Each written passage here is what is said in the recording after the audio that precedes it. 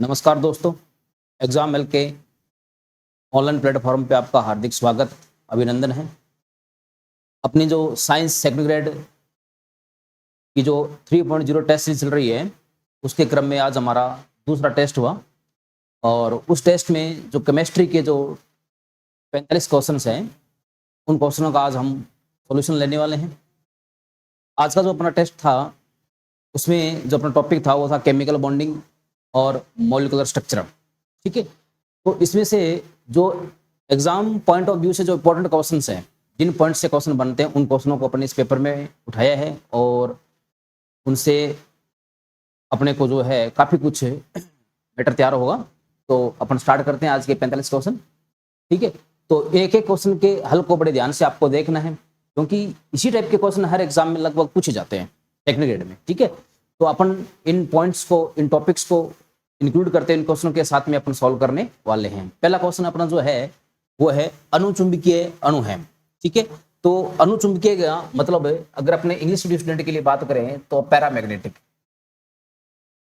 Paramagnetic कम molecule कौन सा है। ठीक है, तो पैरामैग्नेटिक की अपन बात करें, ठीक है, तो पैरामैग्नेटिक देखो कौन सा होता है ना, तो दो प्रकार के अणु होते हैं। एक तो होता है अनुचुंबकीय।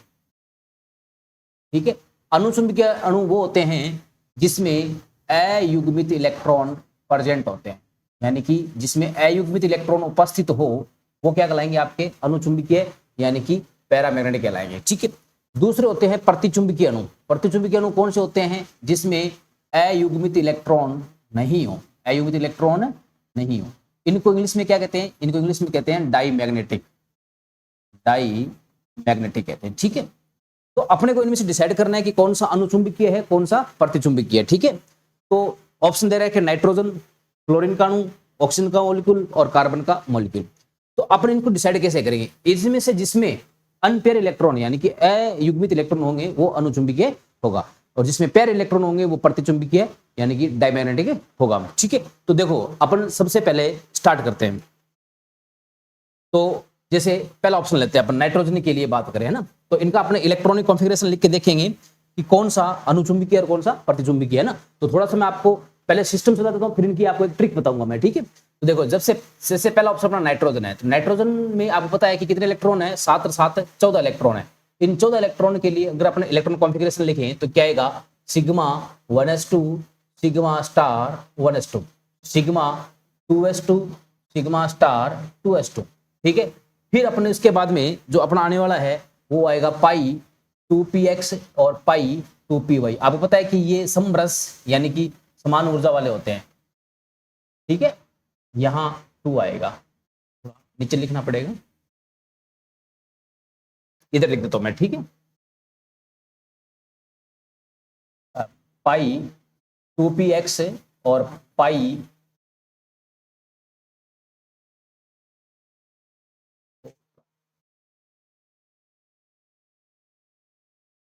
इसको सिग्मा 2s। ठीक है, पाई स्टार पाई 2p स्टार नहीं है, सॉरी, यहाँ पे तो 2 और 2। ठीक है, उसके बाद में सिग्मा 2p(z²) कितने हो गए, 2 2 4 2 6 2 8 2 10 2 12 2 14। ठीक है, तो इसमें देखो आपको सारे के सारे पेयर इलेक्ट्रॉन है ना, कोई भी अनपेयर इलेक्ट्रॉन इसमें नहीं है, और अनपेयर इलेक्ट्रॉन नहीं है तो हमें सीधी सी बात है कि ये कैसा कंपाउंड है, ये प्रतिचुंबकीय कंपाउंड है, यानी कि डाईमैग्नेटिक कंपाउंड ये है। ठीक है, उसके बाद में जो दूसरा ऑप्शन अपना जो है वो है F2 का। ठीक है, F2 में आपको पता है कितने इलेक्ट्रॉन होंगे, 18 इलेक्ट्रॉन होंगे। ठीक है, तो 18 इलेक्ट्रॉन के लिए लिखेंगे तो क्या आएगा, sigma 1s2, sigma star 1s2, sigma 2s2, sigma star 2s2। ठीक है, उसके बाद में, ठीक है, फ्लोरीन के लिए है ना, यहाँ पे आएगा सिग्मा 2pz², फिर पाई 2px बराबर पाई 2py। इन दोनों में क्या आ जाएंगे, 2 2 आ जाएंगे। ठीक है ना, ये ऐसा कुछ नहीं है यहाँ पे, पाई 2px²। ठीक है, और फिर इसमें बता जाएगा पाई स्टार 2px और पाई स्टार 2py। ठीक है, तो इसमें कितने आएंगे, 2 2 आएंगे सब में, है ना। तो 2 2 4 2 6 2 8 2 10 2 12 2 14 2 16 2 18 इलेक्ट्रॉन हो गए। तो इसमें भी कोई इलेक्ट्रॉन अनपेयर नहीं है, इसका मतलब ये भी आपका प्रतिचुंबकीय यानी कि डाईमैग्नेटिक होगा। ठीक है, उसके बाद में अपन बात करें O2 का ऑप्शन है, तो O2 में 8 कितने इलेक्ट्रॉन हो गए? 16 इलेक्ट्रॉन हो गए। तो इसके लिए क्या लिखोगे आप? Sigma 1s2 sigma star 1s2 sigma 2s2 sigma star 2s2। ठीक है, फिर सिग्मा 2pz कितने आ गए? 2 2 4 2 6 2 8 2 10। उसके बाद में पाई 2px बराबर पाई 2py जो कि समकक्षक है ना। कितने हो गए? 2 2 4 2 6 2 8 2 10 2 12 2 14। अब आगे जो इलेक्ट्रॉन रह जाएंगे वो पाई स्टार 2px बराबर पाई स्टार 2py। इन दोनों में 2 इलेक्ट्रॉन बचे हैं तो एक एक आएंगे, है ना। तो मतलब ये क्या हो गए? यहां अयुग्मित इलेक्ट्रॉन उपस्थित है, इसका मतलब अयुग्मित इलेक्ट्रॉन उपस्थित है तो ये क्या होगा? अनुचुंबकीय यानी कि ये पैरामैग्नेटिक होगा। कैसा होगा? ये पैरामैग्नेटिक मॉलिक्यूल होगा। ठीक है, तो ये उसके बाद में जैसे अपना एक ऑप्शन हो रहा है C2 कार्बन वाला ना, तो कार्बन में 6 इलेक्ट्रॉन हो गए, 12 इलेक्ट्रॉन हो गए, तो 12 इलेक्ट्रॉन कैसे भरेंगे? वही है ना। देखो कभी कभी इन दोनों जगह आपको के लिखा मिल सकता है, तो के का मतलब क्या है? Sigma 1s2 sigma star 1s2 फिर सिग्मा 2s2 और सिग्मा स्टार 2s2 2 2 4 2 6 2 8। ठीक है, उसके बाद में इसका जो है ना, आपको पता है कि नाइट्रोजन तक जो है ये क्रम अलग होता है और फिर क्रम अलग हो जाता है ना। तो इसके लिए क्या आएगा?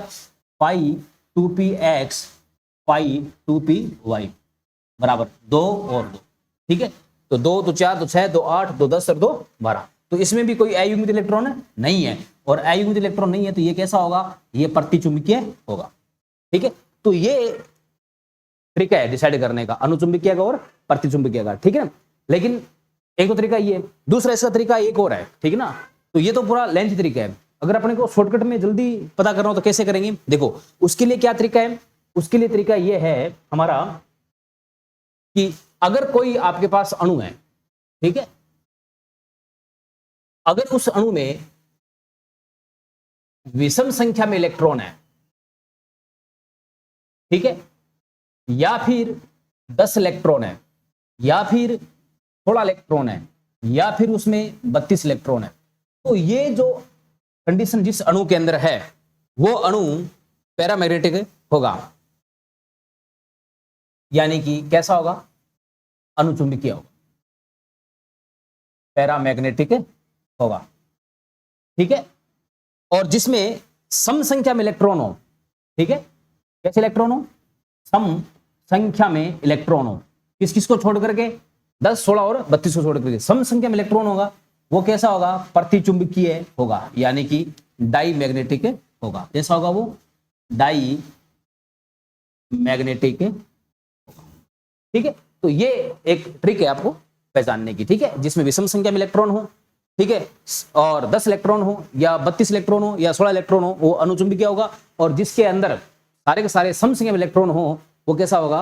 प्रतिचुंबकीय होगा, सिवाय 10 16 और 32 इलेक्ट्रॉन सिस्टम को छोड़ करके। तो अगर इसके अनुसार देखें तो अपना क्वेश्चन में कौन सा हो जाएगा आंसर? अनुचुंबकीय अणु कौन सा है? तो देखो ये प्रतिचुंबकीय था, ये प्रतिचुंबकीय था, अयुग्मित इलेक्ट्रॉन किसमें थे? ऑक्सीजन में थे, तो ये कैसा हो गया? अनुचुंबकीय अणु हो गया। ठीक है, नेक्स्ट क्वेश्चन पे, हाइड्रोजन परमाणु पर संयोजकता बंध सिद्धांत किसने दिया था? तो ये संयोजकता बंध सिद्धांत जो है हिटलर और लंदन ने दिया था। ठीक है ना, ये एक सीधा फैक्चुअल क्वेश्चन है।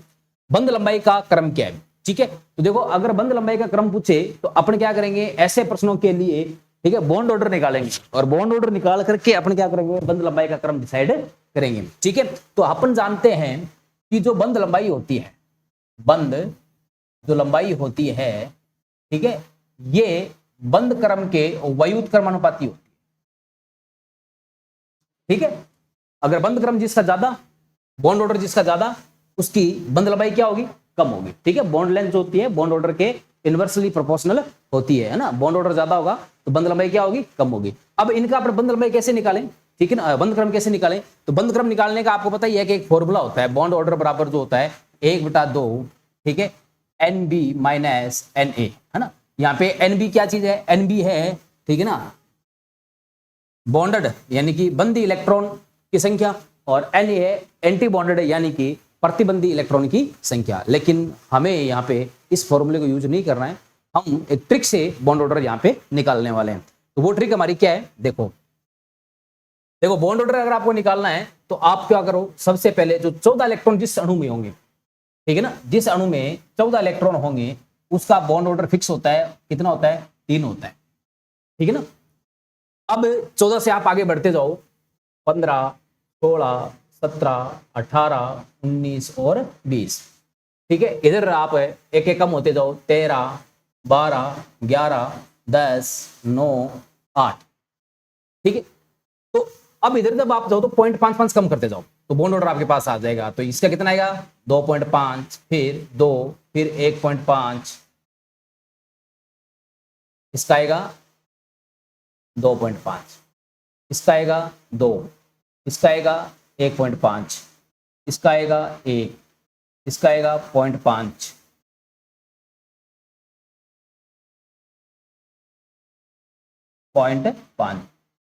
0.5, ठीक है, और इसका आएगा 0। इसी प्रकार इधर भी 0.55 कम करते जाओ, इसका 2.5, इसका 2, इसका 1.5, इसका 1, इसका 0.5 और इसका 0, ठीक है। अब अपन उस क्वेश्चन में देखें तो अपने पास जो क्वेश्चन के अनुसार जो जो कंपाउंड है, ठीक है, वो अपने पास एक तो कंपाउंड ये O2 माइनस है, एक अपने पास में कंपाउंड O2 है और एक अपने पास कंपाउंड O2 प्लस है। इनसे अपने को बंदा लंबाई का आरोही क्रम कुछ है। तो O2 माइनस में देखें तो कितने इलेक्ट्रॉन है और उसका बॉन्ड रेट क्या आएगा, देखो इसमें 8, 8, 16, एक ये माइनस वाला 17 इलेक्ट्रॉन हो गए, ठीक है। तो 17 इलेक्ट्रॉन है तो बॉन्ड ऑर्डर कितना होगा, इसका 1.5 होगा। इसमें 8, 8, 16 इलेक्ट्रॉन है तो 16 इलेक्ट्रॉन है तो इसका बॉन्ड ऑर्डर कितना होगा, 2 होगा। इसमें 8 और 8, 16, एक चला गया, कितने बचेंगे, 15 इलेक्ट्रॉन, तो इसका बॉन्ड ऑर्डर कितना है, 2.5 है। तो सबसे ज्यादा बॉन्ड ऑर्डर जिसका होगा, है ना, हमें पता है कि जो बॉन्ड लेंथ होती है वो इनवर्सली प्रोपोर्शनल होती है बॉन्ड ऑर्डर के, बंध लंबाई की क्या होती है, वैध क्रमानुपाती होती है। जिसका बंध क्रम ज्यादा उसकी बंध लंबाई क्या होगी, कम होगी। तो सबसे ज्यादा बंध क्रम किसका है, O2 प्लस का है, तो इसकी बॉन्ड लेंथ सबसे क्या होगी, कम होगी। सबसे कम बॉन्ड लेंथ किसकी होगी, O2 प्लस की। उससे ज्यादा, उससे कम किसका है, O2 का, तो इससे ज्यादा बॉन्ड लेंथ इसकी होगी। और सबसे कम किसका है, O2 माइनस का, तो सबसे, ठीक है, इसका बॉन्ड ऑर्डर सबसे कम तो इसकी बॉन्ड लेंथ सबसे क्या होगी, ज्यादा होगी। तो इसके अनुसार अपना जो आंसर आएगा वो ऑप्शन कौन सा आएगा, ये अपना आंसर आना चाहिए, ठीक है ना। तो इसके अनुसार अपन देख लेते हैं अपने ऑप्शन में कौन सा अपने पास आंसर है, ठीक है। तो अपने पास है सी आंसर है, ठीक है। तो देखो बंद क्रम में आप क्या क्या बता सकते हो, देखो दूसरी चीज आप ये भी बता सकते हो कि जो बॉन्ड ऑर्डर होता है वो समानुपाती होता है बंद ऊर्जा के, जिसकी बॉन्ड ऑर्डर ज्यादा उसकी बंद ऊर्जा भी क्या होगी, ज्यादा। और यही बॉन्ड ऑर्डर जो होता है वो समानुपाती होता है स्थायित्व के, जिसकी बॉन्ड ऑर्डर ज्यादा उसका स्थायित्व भी क्या होगा, ज्यादा होगा, ठीक है। तो 1, 2 और 1, ये इन 3 क्वेश्चन पे पॉइंट पे कभी कभी एग्जाम में क्वेश्चन पूछता रहता है, तो अपने को इस प्रकार से पता होना चाहिए। बॉन्ड ऑर्डर निकालने की ट्रिक आपको मैंने बताई दी है कि आपको 14 इलेक्ट्रॉन वाला याद रखना है कि 14 इलेक्ट्रॉन के लिए कितना होता है, 13 होता है। फिर आप उधर से 15, 16, 17, 18, 19, 20 तक 0.55 कम करते जाइए, और इधर आप जो है 13, 12, 11, 10, 9, 8 से 0.55 कम करते जाइए, तो आपको हर इलेक्ट्रॉन सिस्टम के लिए क्या आ जाएंगे, बॉन्ड ऑर्डर आ जाएंगे, है ना। जैसे अभी आपने निकाला था O2 में 16 इलेक्ट्रॉन, तो 16 इलेक्ट्रॉन के लिए बॉन्ड ऑर्डर कितना होगा, 2 होगा, है ना। ये क्या है, ये है इलेक्ट्रॉन की संख्या ऊपर वाली जो मैंने रख रखी है, ठीक है ना, ये। और ये क्या है, ये बॉन्ड ऑर्डर यानी कि बंद क्रम है, ये क्या है, बंद क्रम है, ठीक है। ये बॉन्ड ऑर्डर निकालने की ट्रिक है जो अपने को ध्यान रखनी है। नेक्स्ट क्वेश्चन, क्वेश्चन नंबर 4, किसमें स्थायी द्विध्रुव आघूर्ण है ना। तो आपको पता है कि द्विध्रुव आघूर्ण जो है, ठीक है, डाइपोल मोमेंट जो है, द्विध्रुव आघूर्ण जिसको अपन कहते हैं डाइपोल मोमेंट, तो डाइपोल मोमेंट जो है ये एक सदिश राशि है, यानी कि ये एक ऐसा गुण है, ठीक है, जो दिशा पे निर्भर करता है। तो वास्तव में डाइपोल मोमेंट क्या होता है, डाइपोल मोमेंट होता है कोई भी आवेश, ठीक है, और उनके बीच की दूरी, आवेश और बीच की दूरी का गुणनफल जो होता है उसको क्या कहते हैं अपने, डाइपोल मोमेंट यानी कि द्विध्रुव आघूर्ण कहते हैं। इससे अपने को कोई मतलब नहीं है कि द्विध्रुव आघूर्ण क्या होता है, इतना ध्यान रखना, द्विध्रुव सदिश राशि होती है। दूसरी बात, द्विध्रुव आघूर्ण की जो केमिस्ट्री में, देखो ये फिजिक्स में भी होता है, लेकिन केमिस्ट्री में बात करें तो केमिस्ट्री में द्विध्रुव आघूर्ण की अगर अपन बात करें दिशा की, ठीक है, तो इसकी दिशा जो होती है वो कम विद्युत ऋणता यानी कि निम्न विद्युत ऋणता एलिमेंट से कहां पे होती है, ये अधिक विद्युत ऋणता, ज्यादा विद्युत ऋणता एलिमेंट की ओर होती है। ठीक है, ये दिशा बस अपने को इतना ध्यान रखना है, किसी दिशा किधर होती है, निम्न ईयन से अधिक ईयन, है ना, कम विद्युत ऋणी से अधिक विद्युत ऋणी की ओर इसकी दिशा होती है। अब ये जो क्वेश्चन अपन सोल्व करने वाले हैं ये इसी कंसेप्ट के आधार पे करेंगे, दिशा वाले के आधार पे। ठीक है, तो इसमें देखो ये पूछ रहा है कि किसमें स्थायी द्विध्रुवाकरण है, यानी कि इस समय से कौन सा ऐसा मॉलिक्यूल है जिसका द्विध्रुवाकरण रहता है हमेशा, कभी जीरो नहीं होता, है ना। तो सबसे पहले बात करें BF3 की, तो BF3 में 3 फ्लोरीन परमाणु है, 2 ऐसे, और इसकी स्ट्रक्चर कुछ इस प्रकार होती है। ठीक है, इसके लिए अगर अपन बात करें दिशा बनाए द्विध्रुवाकरण की, दिशा किधर होती है, लेस से मोर ईयन, है ना। तो फ्लोरीन में और बोरोन में पता है कि विद्युत ऋणता की दिशा किधर होगी, इधर से इधर होगी, इस टाइप से। इसकी किससे होगी, इससे ऐसे होगी, और इसकी कैसे होगी, इसकी ऐसे होगी। इन दोनों का परिणामी जो आएगा वो इधर आएगा, और ये आपको पता है कि 120 डिग्री पे होता है। ठीक है, तो ये जो परिणामी होगा, ये परिणामी इसको क्या कर देगा, कैंसिल कर देगा, तो इसका द्विध्रुवाकरण कितना आ जाएगा, 0 आ जाएगा। ठीक है, इसी प्रकार SiF4 की बात करें तो SiF4 में कितने फ्लोरीन है, 4। ठीक है, 1 2 3 और 4। ठीक है, वही विद्युत ऋणता कंसेप्ट, लेस से अधिक की ओर, है ना, कम से ज्यादा की ओर। तो इसके डायरेक्शन कैसे होगी, इसकी ऐसे होगी, इसकी कैसे होगी, ऐसे होगी। तो ये दोनों आपस में क्या कर देंगे, कैंसिल कर देंगे। इसकी कैसे होगी डायरेक्शन, ऐसे, इसकी कैसे होगी डायरेक्शन, ऐसे, ये भी आपस में क्या कर देंगे, कैंसिल कर देंगे। तो इसका द्विध्रुवाकरण भी कितना आएगा, 0 आएगा। ठीक है, उसके बाद में XeF4 की बात करें तो XeF4 में 4 फ्लोरीन परमाणु हैं। XeF4 में कितने फ्लोरीन परमाणु अपने पास में, 4 फ्लोरीन परमाणु है। ठीक है,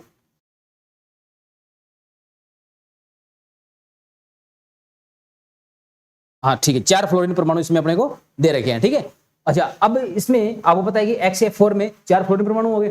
ठीक है, पीछे लोन पेयर कितने बच गए, 2 लोन पेयर बच गए। दोनों लोन पेयर कैसे रहेंगे, एक ऐसे रहेगा और एक ऐसे रहेगा। तो इसकी दिशा किधर होगी, इधर, इसकी दिशा इधर, इसकी दिशा इधर, और इसकी दिशा इधर। ये तो आपस में एक दूसरे को कैंसिल कर देंगे। लोन पेयर वाली दिशा किधर होगी, ऐसे, और इसकी दिशा कैसे होगी, ऐसे। तो ये भी आपस में क्या कर देंगे, कैंसिल कर देंगे, यानी कि XeF4 की दिशा भी म्यू भी कितना हो जाएगा, 0। अब बच्चा अपने पास में SF4, है ना। तो SF4 के लिए बात करें अपन, एक पेज ले लेते हैं। तो SF4 में देखो ध्यान से, एक सल्फर, ये फ्लोरीन, ये फ्लोरीन, ये फ्लोरीन और ये फ्लोरीन। ठीक है, सल्फर की सांद्रता कितनी होती है, 6 में से 4 इलेक्ट्रॉन तो सिग्मा बंध बनाने काम आ गए, पीछे कितने इलेक्ट्रॉन बच गए, 2, यानी कि यहाँ पे एक लोन पर बच जाएगा इस प्रकार से। ठीक है, इसकी स्ट्रक्चर वैसे ऐसे नहीं होती है, इसकी स्ट्रक्चर थोड़ी अपने ध्यान से देखें तो, है ना, स्ट्रक्चर थोड़ी अलग होती है, लेकिन अपने यहाँ पे द्विध्रुवाकरण के लिए इसको काम में ले रहे हैं। ठीक है, तो अब देखो ध्यान से, इसकी दिशा ऐसे होगी, इसकी दिशा ऐसे होगी, दोनों कैंसिल कर देंगे।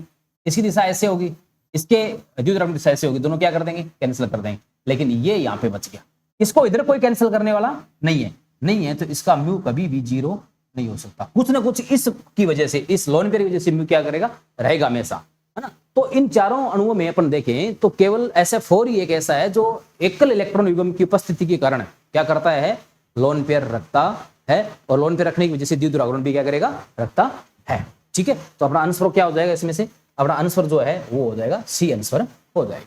ठीक है, तो ये प्रश्न जो थोड़ा सा वो सदिश पे आधारित प्रश्न है ना, एग्जाम में कभी कभार पूछ लेता है, अपन गलती करने के चांस ज्यादा रहते हैं, इसलिए मैंने इसको आपको यहाँ पे समझा दिया। ठीक है, नेक्स्ट क्वेश्चन। अच्छा, दूसरी बात देखो, जिसमें द्विध्रुवाकरण होगा, है ना, वो ध्रुवीय भी होगा, है ना।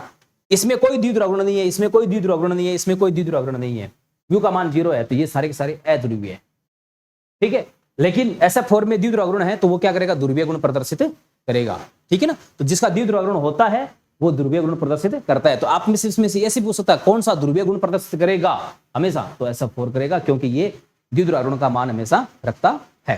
ठीक है, नेक्स्ट क्वेश्चन चले अपन, क्वेश्चन नंबर 5, न्यूनतम बंद कोण है। ठीक है, तो देखो बंद कोण भी अगर अपने को निकालना है, ठीक है, तो देखो बंद कोण निकालने के लिए एक कंसेप्ट होता है कि अगर आपको बॉन्ड एंगल निकालना है, सबके याद नहीं हो, तो बंद कोण जो होता है वो लोन पेयर की संख्या के व्युत्क्रम क्रमपति होता है। लोन पेयर बोले तो एकांकी इलेक्ट्रॉन युग्म की संख्या। ठीक है, और समानुपाती होता है पार्श्व केंद्रीय परमाणु की विद्युत ऋणता, केंद्रीय परमाणु की विद्युत ऋणता यानी कि इलेक्ट्रोनेगेटिविटी। ठीक है, अब देखो ये कंसेप्ट तो कब लगेगा अपना, जब पार्श्व परमाणु समान हो, जब पार्श्व परमाणु क्या हो, समान हो, तब तो ये कंसेप्ट लगेगा। लेकिन यहां पर सारे मॉलिक्यूल्स में देखें तो साइड एटम जो है ना, पार्श्व एटम सब में अलग अलग है ना। जैसे अमोनिया में करें तो नाइट्रोजन केंद्रीय परमाणु हो गया, हाइड्रोजन पार्श्व एटम हो गया। इसमें बात करें तो बेरिलियम केंद्रीय परमाणु हो गया, फ्लोरीन पार्श्व एटम हो गया। H2 में बात करें तो ऑक्सीजन केंद्रीय परमाणु हो गया, हाइड्रोजन पार्श्व एटम हो गए। CH4 में बात करें तो कार्बन केंद्रीय परमाणु हो गया, हाइड्रोजन पार्श्व एटम हो गए। तो ये सारे क्या है, अलग अलग है, तो ये कंसेप्ट नहीं लग सकता। तो अपन बंद कोण कैसे डिसाइड करेंगे, अपन बंद कोण डिसाइड करेंगे एकांकी इलेक्ट्रॉनिक की संख्या से। अपन बात करें नाइट्रोजन में, तो नाइट्रोजन में लोन पेयर है ना, जिसको एकांकी इलेक्ट्रॉनिक हिंदी में कहते हैं, इंग्लिश में कहते हैं लोन पेयर। कितने होंगे, नाइट्रोजन की क्षमता कितनी होती है, 5, 5 में से 3 तो हाइड्रोजन ने सिग्मा बंध बना ली, तो कितने बचे, 2 इलेक्ट्रॉन, यानी कि लोन पेयर कितना हो गया, 1। BF2 में बात करें तो BF की बेरिलियम क्षमता कितनी होती है, 2, दोनों सिग्मा बॉन्ड बना लिए है ना फ्लोरीन ने, तो इसमें लोन पेयर कितने हो गए, लोन पेयर हो गए इसके 0। ठीक है, बात करें H2 में, तो H2 में ऑक्सीजन की क्षमता कितनी होती है, 6, तो इलेक्ट्रॉन संख्या कितनी होती है, 6, 6 में से 2 हाइड्रोजन बन गए। ठीक है ना, सिग्मा बॉन्ड बना लिए, तो 4 6 इलेक्ट्रॉन कितने बच गए, 4, तो 4 के लोन पेयर कितने होंगे, 4 के लोन पेयर होंगे 2। ठीक है, और इसमें कार्बन में क्षमता कितनी होती है, 4। ठीक है, संजी इलेक्ट्रॉन चारों सिग्मा बॉन्ड बना लिए, तो यहाँ पे लोन पेयर कितने आ गए, 0।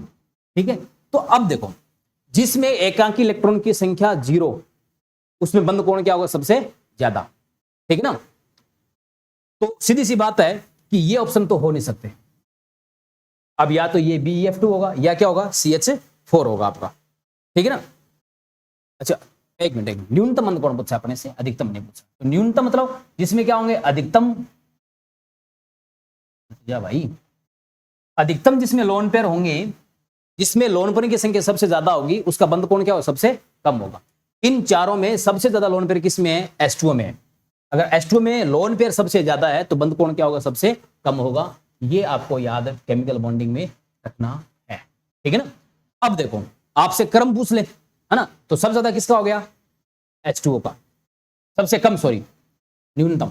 ठीक है, इससे ज्यादा किसका हो गया, NH3 का, इससे ज्यादा किसका हो गया, CH4 का, और सबसे ज्यादा किसका होगा, BeF2 का, है ना, क्योंकि BeF2 आपको कैसा पता, कैसा होगा, देखिए होगा तो बंद कोण कितना होगा, 180 डिग्री होगा। तो आपसे ये क्रम भी पूछ सकता है, जो कि आपको ध्यान में रखना है। ठीक है, अब देखो, है ना, तो देखो अमोनिया, इसका बंद कोण कितना होता है, अमोनिया का जो बंद कोण होता है वो होता है 107 डिग्री लगभग। ठीक है, जल का बंद कोण कितना होता है, जल का बंद कोण होता है लगभग 104.5 डिग्री। इसका बंद कोण कितना होता है, 109 डिग्री 28 आर्क मिनट, और इसका बंद कोण कितना होता है, लगभग 180 डिग्री। ये तो आपको मैंने डाटा बताए हैं, याद रखने की कोई जरूरत नहीं है आपको। ठीक है ना, लेकिन आपको ऐसे पर से पूछ लेगी न्यूनतम बंद कोण कैसा है, तो फिर आपको ये कंसेप्ट लगाना पड़ेगा और इसके अनुसार क्वेश्चन को क्या करना पड़ेगा, सॉल्व करना पड़ेगा। ठीक है ना, अपने केमिकल बॉन्डिंग के हर टॉपिक से जहां से क्वेश्चन जो जिस लैंग्वेज में बन सकता है उसको अपने वहां से उठाया है। ठीक है, नेक्स्ट, किस आयन में अनुनादित संरचना होगी, है ना। देखो अनुनादित संरचना कब बनती है, जब इलेक्ट्रॉन को डीलोकलाइज होने के लिए जगह मिलती रहे तो वहां पे अनुनाद होने की संभावना रहेगी, है ना। तो सबसे पहले सल्फेट आयन की बात करें तो सल्फेट में 4 ऑक्सीजन है और माइनस के 2 है। ठीक है, तो इस टाइप से इसका कंपाउंड वगैरह बनाए O-। ठीक है, ये माइनस इस ऑक्सीजन पे आ सकता है, इस पे आ सकता है, इस पे आ सकता है, मतलब 4 ऑक्सीजन पे क्या कर सकता है, लोकलाइज हो सकता है। तो ये अनुनादित संरचना प्रदर्शित करेगा। ठीक है, अच्छा ये क्वेश्चन मैंने क्यों लिया, इस क्वेश्चन के तरफ से आपको मैं 2 चीजें समझाऊंगा। एक तो ये अनुनाद प्रदर्शित करेगी, दूसरा इनका जो बहुपरमाणु अणु है इनका बॉन्ड ऑर्डर कैसे निकालेंगे वो आपको मैं यहाँ पे समझाने वाला हूँ। ठीक है, तो देखो अपन इनका एक पेज लेकर के स्ट्रक्चर बनाते हैं ना। देखो सबसे पहले जैसे बात करें सल्फेट आयन की, तो सल्फेट आयन में, ठीक है, SO4 आयन की बात करें, SO4-2। ठीक है, तो इसकी स्ट्रक्चर बनाए तो कुछ इस प्रकार से स्ट्रक्चर हो। ठीक है, ये स्ट्रक्चर है इसकी, है ना। तो इसमें देखो टोटल अगर आपको इसका बॉन्ड ऑर्डर निकालना है तो कैसे निकालोगे आप, है ना। तो पहले बात करते हैं इसमें अनुनाद हो सकता है क्या, बिल्कुल होगा, क्योंकि ये माइनस इस ऑक्सीजन पे आ सकता है, ये इस पे भी आ सकता है, ये इस पे भी आ सकता है, ये इस पे भी आ सकता है, कैसे भी डीलोकलाइज्ड हो सकते हैं। ठीक है ना, मतलब विस्थानीकृत हो सकते हैं, इलेक्ट्रॉन एक परमाणु से दूसरे परमाणु के स्थानीकृत होते रहते हैं, इसलिए अनुनाद क्या करेगा, प्रदर्शित करेगा। ठीक है, अब बॉन्ड ऑर्डर कैसे निकालेंगे? तो बॉन्ड ऑर्डर निकालने के लिए आपको क्या करना है कि सबसे पहले आपको टोटल बॉन्ड गिनने हैं इसमें। टोटल बॉन्ड कितने हैं इसमें? 2 तो 4 5 और 1 6। टोटल बॉन्ड कितने हो गए? 6। ये 6 बॉन्ड कितने पार्ट्स एटम के बीच में? 1 2 3 और 4 पार्ट्स एटम कितने? 4। तो 6 में 4 का भाग दोगे तो कितना आएगा? 1.5। ठीक है, तो इसका बॉन्ड ऑर्डर कितना आ गया? 1.5 आ गया। उसके बाद में दूसरा जो अपने पास में वो है फास्फेट के लिए, तो PO-3। तो इसकी स्ट्रक्चर बनाए तो फास्फोरस और कितने ऑक्सीजन परमाणु? 4 ऑक्सीजन परमाणु, है ना, माइनस के 3। तो पहले 3 माइनस वाले बना दो, 1 2 और ये 3 और एक ये डबल बॉन्ड। तो देखो इसमें नेगेटिव जो चार्ज है वो ट्रांसलोकेट हो सकता है, इसलिए अनुनाद इसमें संभव है। बात करें इसके बॉन्ड ऑर्डर की, तो बॉन्ड ऑर्डर इसका कैसे निकालेंगे? वही टोटल कितने बॉन्ड? 1 2 3 4 और 1 5 और पार्ट्स एटम कितने? 4। जब 5 में 4 का भाग दोगे तो आपके पास कितना आएगा? 1.25 आएगा। ठीक है, इसी प्रकार तीसरा ऑप्शन जो है अपना है SO3-2, है ना, तो वही सल्फर 3 ऑक्सीजन, पहले माइनस पे 2, है ना, 2 पे माइनस लगा लो, ये 2 पे माइनस लगा लिए, 3 ऑक्सीजन है, एक ही। तो ये नेगेटिव चार्ज ट्रांसलोकेट हो सकता है, बिल्कुल हो सकता है आराम से। ठीक है ना। अब बात करें इसका बॉन्ड ऑर्डर की, तो बॉन्ड ऑर्डर कैसे निकालोगे इसकी? बॉन्ड ऑर्डर देखो, सिग्मा बॉन्ड कितने हैं? 1 2 3 और 1 4। टोटल बॉन्ड कितने हो गए? 4। कितने पार्ट्स ऑफ परमाणु है? 1 2 और 3। तो 4/3 यानी कि 1.33 इसका क्या आ जाएगा? बॉन्ड ऑर्डर आ जाएगा। तो ऐसे आप बहुपरमाणु कणुओं की बॉन्ड ऑर्डर निकाल सकते हो। ठीक है, दूसरी बात, इनमें अनुनाद भी संभव है। क्यों अनुनाद संभव है? क्योंकि इसमें नेगेटिव चार्ज यानी कि इलेक्ट्रॉन जो है उनको ट्रांसलोकेट होने के लिए जगह मिलती रहती है, स्थानीयकृत होने के लिए जगह मिलती रहती है। तो इनका बॉन्ड ऑर्डर निकालने का तरीका भी मैंने आपको बता दिया। ठीक है, तो अपने इसमें क्वेश्चन की बात करें तो अपना आंसर क्या हो जाएगा? आंसर हो जाएगा उपरोक्त सभी हो जाएगा। ठीक है, question number 7। Next question number, आयनिक लक्षण की अधिकतम प्रतिशतता है ना, ये एक थोड़ा सा मिसप्रिंट हो गया, इसमें यहाँ पे HI कर लेना। ठीक है, तो देखो आयनिक लक्षण, आयनिक लक्षण का मतलब होता है इलेक्ट्रॉन लेने और देने की क्षमता, यानी कि प्लस और माइनस में टूटने की क्षमता। देखो आयनिक लक्षण जो होता है वो सीधी सी बात है समानुपाती होता है विद्युत ऋणता के अंतर के। दो मॉलिक्यूल है, उसमें जो दोनों परमाणु है उनकी विद्युत ऋणता में जितना ज्यादा अंतर होगा, इलेक्ट्रॉन को अपनी तरफ खींचने की क्षमता उतनी ज्यादा होगी तो आयनिक लक्षण भी उसमें क्या होंगे? ज्यादा होंगे। तो हमें पता है कि इन सब में सबसे ज्यादा विद्युत ऋणता में अंतर किसमें है? HF में, है ना, क्योंकि हाइड्रोजन सब में सेम है। बात करें फ्लोरीन, क्लोरीन, ब्रोमीन और आयोडीन की है, तो हमें पता है कि इन चारों में से सबसे ज्यादा विद्युत ऋणता किसकी होती है? क्लोरीन की होती है। तो अंतर सबसे ज्यादा किसमें आएगा? अंतर आएगा HF में। जिसमें सबसे ज्यादा विद्युत ऋणता का अंतर होगा, इलेक्ट्रोनेगेटिव का डिफरेंस होगा, उसमें सबसे ज्यादा आयोनिक कैरेक्टर यानी कि आयनिक लक्षण होंगे। तो आपको ऐसे क्वेश्चन सोल्व करने के लिए ये कंसेप्ट आपको ध्यान में रखना है। नेक्स्ट क्वेश्चन जो है दुर्बलतम बंध है, तो इन चारों बंधों में से हाइड्रोजन बंध, आयनिक बंध, धात्विक बंध और सहसंयोजक बंध, इन चारों बंधों में सबसे जो दुर्बलतम बंध होता है वो कौन सा बंध होता है? हाइड्रोजन बंध होता है। ये अपने को ध्यान रखना है, थोड़ा फैक्चुअल क्वेश्चन है। ठीक है, एग्जाम में पूछा गया क्वेश्चन है। अंतः अणु का हाइड्रोजन बंध उपस्थित किस में है? अंतः अणु फिनोल में है, ठीक है, और ऑर्थोफ्लोरोफिनोल में है, मेटाफ्लोरोफिनोल में, या पैरा फ्लोरोफिनोल में है ना। तो देखो फिनोल की बात करें तो ये फिनोल होगा, ठीक है। ऑर्थो की बात करें तो ऑर्थो फ्लोरोफिनोल ये होगी, ठीक है। मेटा में कहां पे स्थिति आएगी? मेटा में यहां स्थिति आएगी, और पैरा में कहां पे आएगी? पैरा में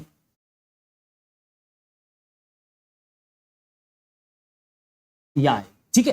तो इनमें हाइड्रोजन बॉन्डिंग कहां पे हो सकती है? हाइड्रोजन बॉन्डिंग यहां ही संभव है, ठीक है ना। ये दूर है अणु, इनमें बीच में दूरी क्या है? ज्यादा है, इसलिए यहां पे हाइड्रोजन बॉन्डिंग संभव नहीं है। तो आंसर कौन सा हो गया? बी हो गया। अब देखो अगर हाइड्रोजन बॉन्डिंग आ गई तो इससे क्या क्या प्रभाव पड़ेंगे, ठीक है। इससे देखो नंबर एक बात, पहली बात, अगर हाइड्रोजन बॉन्डिंग आ गई, ठीक है, तो जो वाष्पशीलता की जो प्रवृत्ति है वो कम हो जाएगी। दूसरी बात, श्यानता जो है और पृष्ठ तनाव जो है ये क्या करेंगे? बढ़ जाएंगे। श्यानता बढ़ जाएगी, पृष्ठ तनाव बढ़ जाएगा, ठीक है। अच्छा यहां देखो एक वलय बन गई जिसको बोलते हैं किलेशन। क्या कहते हैं इसको? किलेशन कहते हैं। तो किलेशन होने से क्या होगा? अगर किलेशन हो गया तो किलेशन होने से अणुओं के बीच में यहां ये वांडर वाला जो हाइड्रोजन बंध एक प्रकार वांडर वाला बंध ये बंद आ जाएगा, और बंद आने से इनके जो बॉइलिंग पॉइंट है और मेल्टिंग पॉइंट है ये भी क्या करेंगे? बढ़ जाएंगे। बॉइलिंग पॉइंट और मेल्टिंग पॉइंट सॉरी क्या हो जाएंगे? बढ़नी कम हो जाएंगे। बॉइलिंग पॉइंट और मेल्टिंग पॉइंट क्या हो जाएंगे, इनके कम हो जाएंगे। ठीक है, तो ये गुण ऐसे है। ठीक है, तो आप में से इसमें से ऐसे क्वेश्चन पूछ सकता है कि इसमें से किसकी श्यानता सबसे कम होगी। सबसे कम श्यानता सबसे ज्यादा किसकी होगी, ऑर्थोफ्लोरोफिनॉल की। क्यों? क्योंकि इसमें हाइड्रोजन बॉन्डिंग क्या उपस्थित है, लेकिन इतना ज्यादा पूछने वाला नहीं है। अपने तो सिंपल से एग्जाम में पूछ सकता है कि किस में अंतःअणु का हाइड्रोजन बंध उपस्थित है, तो ध्यान रखना ऑर्थोफ्लोरोफिनॉल में उपस्थित है। नेक्स्ट क्वेश्चन नंबर 10, सर्वाधिक द्विध्रुव आघूर्ण वाला अणु है, इनमें से सबसे कौन सा ऐसा अणु है जिसका द्विध्रुव आघूर्ण क्या है, सबसे ज्यादा है। तो अपन उसी सदिश का प्रयोग करते हुए बनाएंगे। सबसे पहले बात करें नाइट्रोजन के लिए, तो नाइट्रोजन में 3 नाइट्रोजन है। कितने नाइट्रोजन है? 3 नाइट्रोजन है। ठीक है, और एक लोन पेयर होता है। ठीक है, तो इसमें देखें तो लेसियन से मोरियन आपको बताई दी थी मैंने द्विध्रुव अणु की, ऐसे होगा, इसका ऐसे होगा और इसका ऐसे होगा। इन तीनों का जुड़ करके एक इधर आएगा, इसको परिणामी कहेंगे, रिजल्टेंट कहेंगे, और एक इसका लोन पेयर का होगा। ठीक है ना, तो कुल मिला के यहाँ पे दोनों जुड़ रहे हैं, दोनों क्या कर रहे हैं, जुड़ रहे हैं। ठीक है, तो यहां पर अगर अपने एक डायग्राम बनाए तो इसमें 2 द्विध्रुव आघूर्ण जुड़ रहे हैं ना, एक तो इन तीनों का परिणामी जो है ये, और एक इसके वाला खुद वाला। ठीक है, फिर है NF3 की। NF3 की बात करें तो नाइट्रोजन और 3 फ्लोरीन, 2 और 3 फ्लोरीन और एक ये लोन। ठीक है, इसकी दिशा किधर होगी, इधर होगी। लेकिन इधर देखें द्विध्रुव आघूर्ण दिशा नाइट्रोजन से फ्लोरीन होगी, क्योंकि लेसियन से क्या होती है, मोरियन होती है, तो इसकी दिशा इधर होगी, इसकी दिशा इधर होगी, इसकी दिशा इधर होगी, यानी कि इन तीनों का जो परिणामी आएगा वो इधर आएगा। तो इसके लिए है ना, कुछ इधर है और कुछ क्या है, इधर है, तो कुल मिला के म्यू में क्या होगी, कमी होगी। क्यों होगी कमी? क्योंकि दोनों द्विध्रुव आघूर्ण दिशा क्या है, विपरीत है ना। इन तीनों का परिणामी उधर आ रहा है, लेकिन लोन पेयर की वजह से क्या आ रहा है, इधर आ रहा है, तो कुछ ना कुछ क्या आएगी, कमी आएगी। CO2 की बात करें तो CO2 में कुछ इस प्रकार से होता है। ठीक है, तो इसकी दिशा इधर होगी, इसकी दिशा इधर होगी, तो कुल मिला के बराबर है दोनों, जैसे एटम है तो म्यू कितना हो गया, 0 हो गया। CH4 है ना, तो CH4 में 4 हाइड्रोजन परमाणु है, इनमें इस प्रकार से व्यवस्थित होंगे। इसकी दिशा लेसियन से मोरियन है ना, कार्बन से हाइड्रोजन की अगर अपन बात करें, ठीक है, तो दिशा किधर होगी, ऐसे। इसकी दिशा किधर होगी, ऐसे। इसकी कैसे होगी, ऐसे। इसकी कैसे होगी, ऐसे। ये दोनों कैंसिल कर देंगे, ये दोनों कैंसिल कर देंगे, इसका म्यू भी क्या होगा, 0।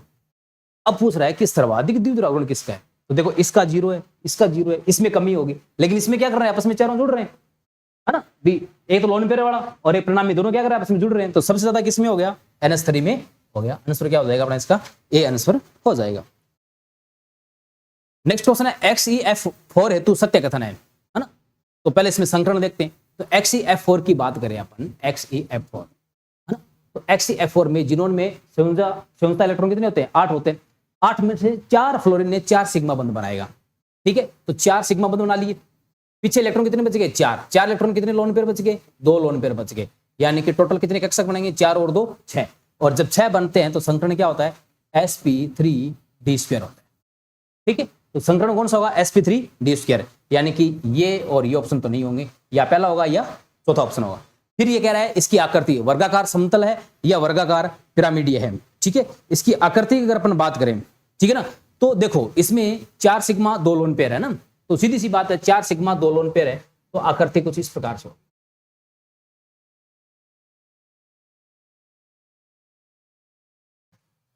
ठीक है ना, तो ये आकृति कैसी होगी, ये 2 इलेक्ट्रॉन मिलने से कैसी हो जाएगी, वर्ग समतलीय हो जाएगी, है ना। पिरामिडीय नहीं, पिरामिडीय कब होती है, जब एक लोन पेयर होता। ठीक है, तो ये आकृति कैसी हो जाएगी, ये वर्ग समतलीय आकृति हो जाएगी। ठीक है, तो मतलब संकरण sp3 वर्गाकार समतल हो गया। ठीक है, 2 इलेक्ट्रॉन युग्म है इसमें, बिल्कुल 2 लोन पेयर है, एक ये रहा, एक ये रहा, बिल्कुल सही बात है।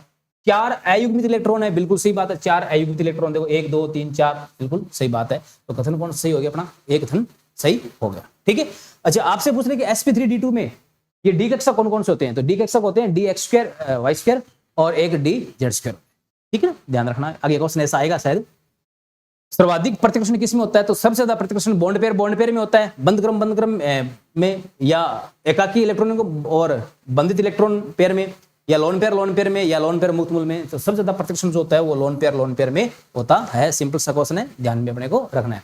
O2 N2 Li2 He2 के बंध क्रम में से क्या है ना, तो देखो अपने को O2 N2 Li2 और He2 है ना, अपन क्या करेंगे, उसी ट्रिक से निकालेंगे।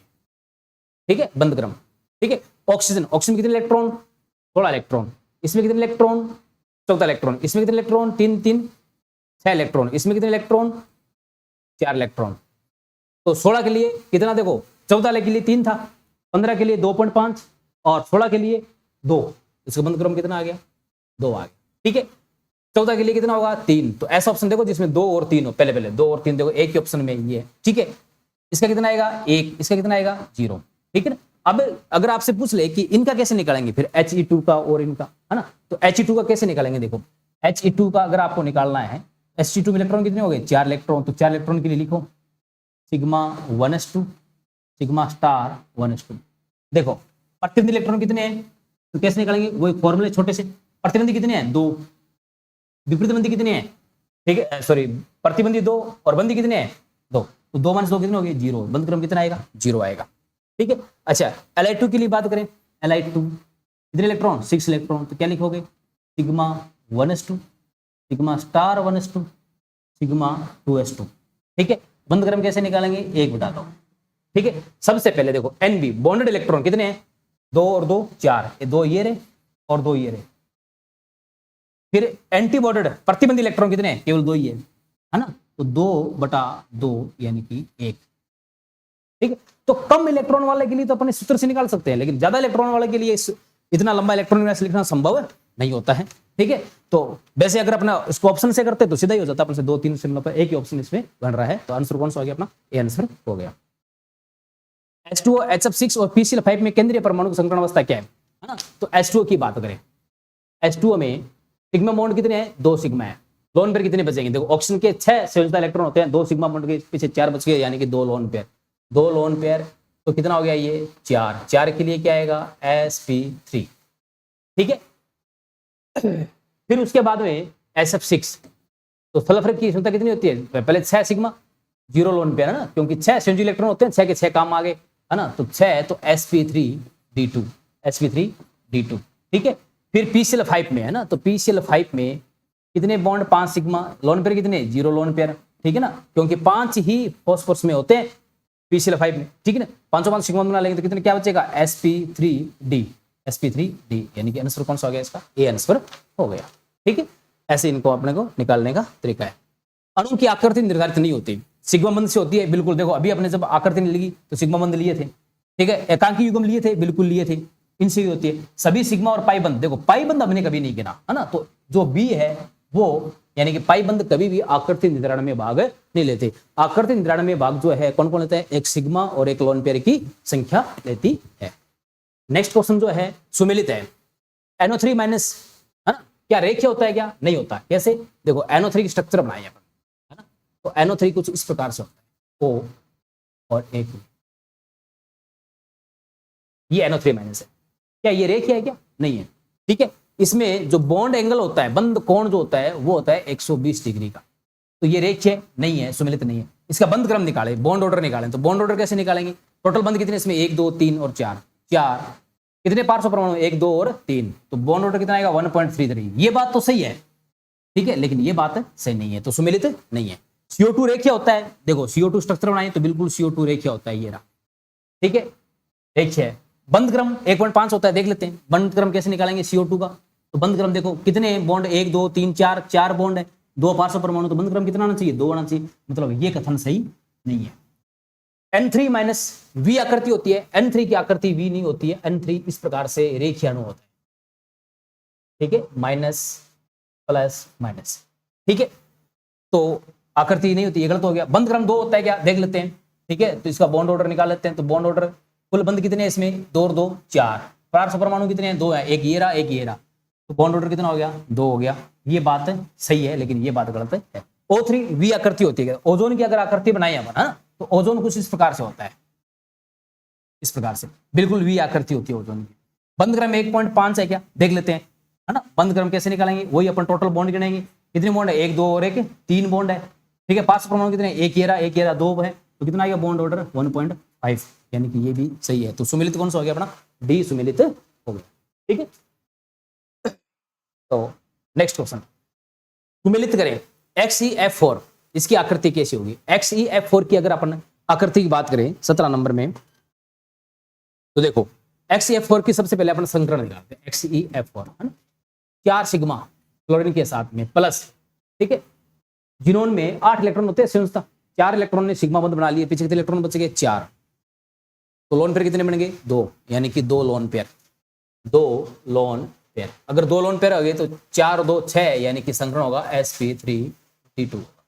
ठीक है, अब ये जो 2 लोन पेयर हैं, ठीक है ना, ये लोन पेयर क्या करेंगे, है ना, इस संरचना को समतली कर देंगे ना। अभी संरचना इसके अपने पीछे बनाई थी, आपको अगर ध्यान से दिखा हो आपने, इस प्रकार से ये 4 फ्लोरीन लोन पेयर ऐसे सेटल होंगे कि ये क्या हो जाए, ठीक है, प्रतिकर्षण न्यूनतम हो, तो इस संरचना कैसी होगी, वर्ग समतली संरचना होगी। तो XeF4 का कैसा होगा, वर्ग समतली, यानी कि ये, ठीक है। उसके बाद में अपन बात करें तो ए का सेकंड किसमें, एक में है, तो कौन सा हो जाएगा, डी हो जाएगा। BrF5 की बात करें, है ना, अगले पेज पे लेते हैं अपने BrF5, ठीक है। ब्रोमीन के संयुक्त इलेक्ट्रॉन कितने होते हैं, 7, 5 ये आगे, तो 5 सिग्मा हो गए, एक क्या हो गया लोन पेयर, यानी कि 6, और 6 हो गए तो sp3d2 होगा इसमें, और sp3d2 होगा तो उसमें से देखें तो इसकी संरचना एक ही लोन पेयर है, 5 सिग्मा है ना, तो एक लोन पेयर है, तो ये क्या करेगा, इनकी वर्ग समतली को क्या कर देगा, डिस्टर्ब कर देगा, और वर्ग समतली से इसको कैसा बना देगा, ये बना देगा वर्ग पिरामिडी। क्या बना देगा, वर्ग पिरामिडी, यानी कि अगर आप इसमें देखें तो ये आंसर इसका होगा 4 नंबर, ठीक है। ClF3 की बात करें अपन, तो ClF3 देखो, ClF3 है ना, तो ClF3 में 3 सिग्मा प्लस, ठीक है, एक लोन पेयर आएगा ना, क्योंकि 5 होते हैं संयुक्त इलेक्ट्रॉन क्लोरीन के पास, सॉरी 5 नहीं 7 होते हैं, 7 होते हैं, तो 3 सिग्मा बॉन्ड बन गए, ठीक है, और पीछे कितने बच गए 4, 4 कितने lone pair, 2 lone pair, 2 lone pair आ गए, तो ये हो गए टोटल 5, 5 होने का मतलब है sp3d हो गया, ठीक है। इसकी स्ट्रक्चर बनाई अगर अपन ClF3 की, तो स्ट्रक्चर कुछ इस प्रकार से होगी, ये Cl, ठीक है, इस पे 3 फ्लोरीन जोड़नी है, और ऐसे जोड़नी है कि वो अधिकतम दूरी पे रहे, ताकि उनके बीच में प्रतिकर्षण क्या हो, न्यूनतम हो, ठीक है ना। और अब इसमें 2 लोन पेयर भी है, तो लोन पेयर भी ऐसे हो कि ताकि अधिकतम दूरी पे रहे, तो प्रतिकर्षण क्या रहे, इनमें न्यूनतम रहे। तो ये जो संरचना है, इसको अगर आप ध्यान से देखो, है ना, तो ये संरचना एक टाइप की जो है सीसो टाइप संरचना है, ठीक है ना, सीसा टाइप की संरचना है, ठीक है ना, जिसमें इसमें बॉन्ड ऐसे डेगलिंग करते रहते हैं, जिसको कहते हैं ढेंकुली नुमा, ठीक है। तो इसकी संरचना कैसी होगी, ढेंकुली नुमा होगी, क्यों हुई, इन 2 लोन पेयर की उपस्थिति की वजह से हुई, ठीक है। तो इसमें अपना ऑप्शन कौन सा हो जाएगा, ClF3 के लिए ढेंकुली हो जाएगा, थर्ड ऑप्शन हो जाएगा, सॉरी टी आकृति नहीं, ढेंकुली नहीं, टी आकृति हो जाएगा।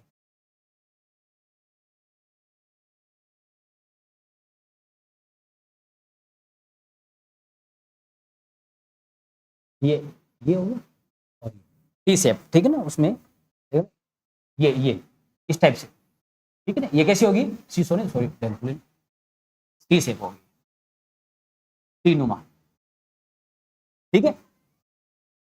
उसके बाद में SF4 के देखते हैं अपन, तो SF4 में देखो,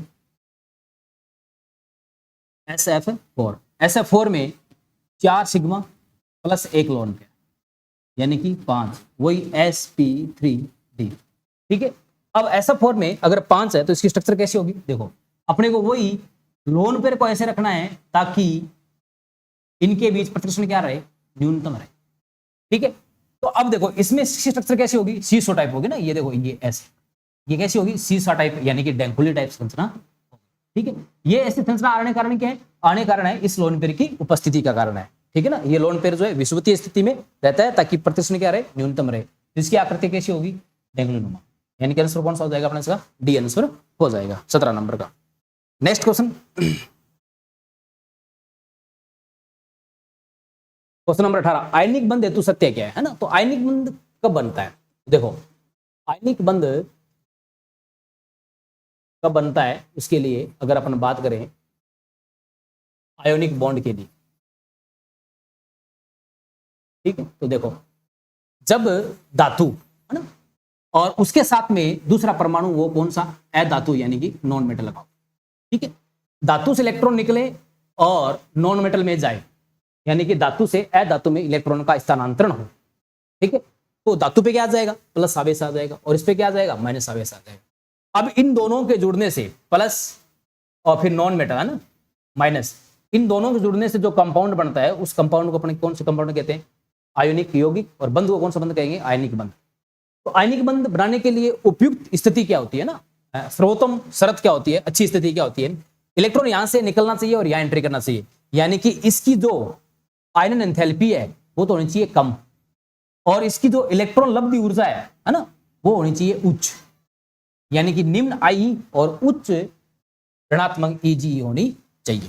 ठीक है, तो आंसर कौन सा हो जाएगा इसका? डी हो जाएगा। ठीक है, दूसरा अगला नेक्स्ट क्वेश्चन, SF4 में प्रतिकर्षण का न्यूनतम करने के लिए एकांकी युग्म किस स्थिति में पाए जाते हैं? अभी स्ट्रक्चर बनाई थी अपन SF4 में, है ना, ऐसे बनाई थी अपन, ये फ्लोरीन परमाणु, ये फ्लोरीन परमाणु। ठीक है, अब प्रतिकर्षण कम करने के लिए, है ना, प्रतिकर्षण कम करने के लिए क्या होता है कि जो इलेक्ट्रॉन लोन पेयर होता है वो यहां पाया जाता है विषुवतीय स्थिति में। ठीक है, तो कहां पाया जाता है? विषुवतीय स्थिति में पाया जाता है। ठीक है ना, और इसी लोन पेयर की वजह से आपको बताया था मैंने कि इसकी आकृति चेंज हो जाती है, डंकुली हो जाती है, सीसा हो जाती है। नेक्स्ट है, लंदन प्रकरण बल हेतु असत्य है, सदैव आकर्षण प्रकृति का होता है। बिल्कुल सही बात है, सदैव आकर्षण प्रकृति का होता है लंदन बल। अन्योन्य क्रिया जो ऊर्जा है वो अन्योन्य क्रिया कणों के मध्य की दूरी के 6वें घात के समानुपाती होती है क्या? ऐसा कोई कंसेप्ट इसमें नहीं होता, तो आंसर कौन सा हो जाएगा? बी हो जाएगा। लघु परासी बल है, बिल्कुल सही बात है, सबसे कम परासी बल है। परमाणु ध्रुवता आश्रित है, ये परमाणु नहीं परमाणु, ठीक है ना, अगर परमाणु में जितनी ज्यादा ध्रुवता आएगी लंदन बल की प्रकृति उतनी ज्यादा क्या होगी? अच्छी होगी। तो आंसर कौन सा हो जाएगा इसमें? बी आंसर हो जाएगा। एनसीईआरटी बेस्ड क्वेश्चन है, ध्यान रखना पड़ेगा इसमें। CH3 एक ये कंपाउंड दे रखा आपको, इसमें सिग्मा और पाई बंधों की गणना आपको करनी है ना, तो सिग्मा बंध की गणना, तो 3 सिग्मा बंध ये हो गए, एक ये हो गया इसमें, ठीक है ना, एक सिग्मा बंध हो गया, इसमें एक हो गया, इसमें एक हो गया, इसमें एक हो गया, इसमें, ठीक है, 2 हो गए, इसमें एक हो गया, कितने हो गए? सिग्मा 3 2 4 5 6 7 8 2 10, ठीक है, एक ये यहाँ कर दो, है ना,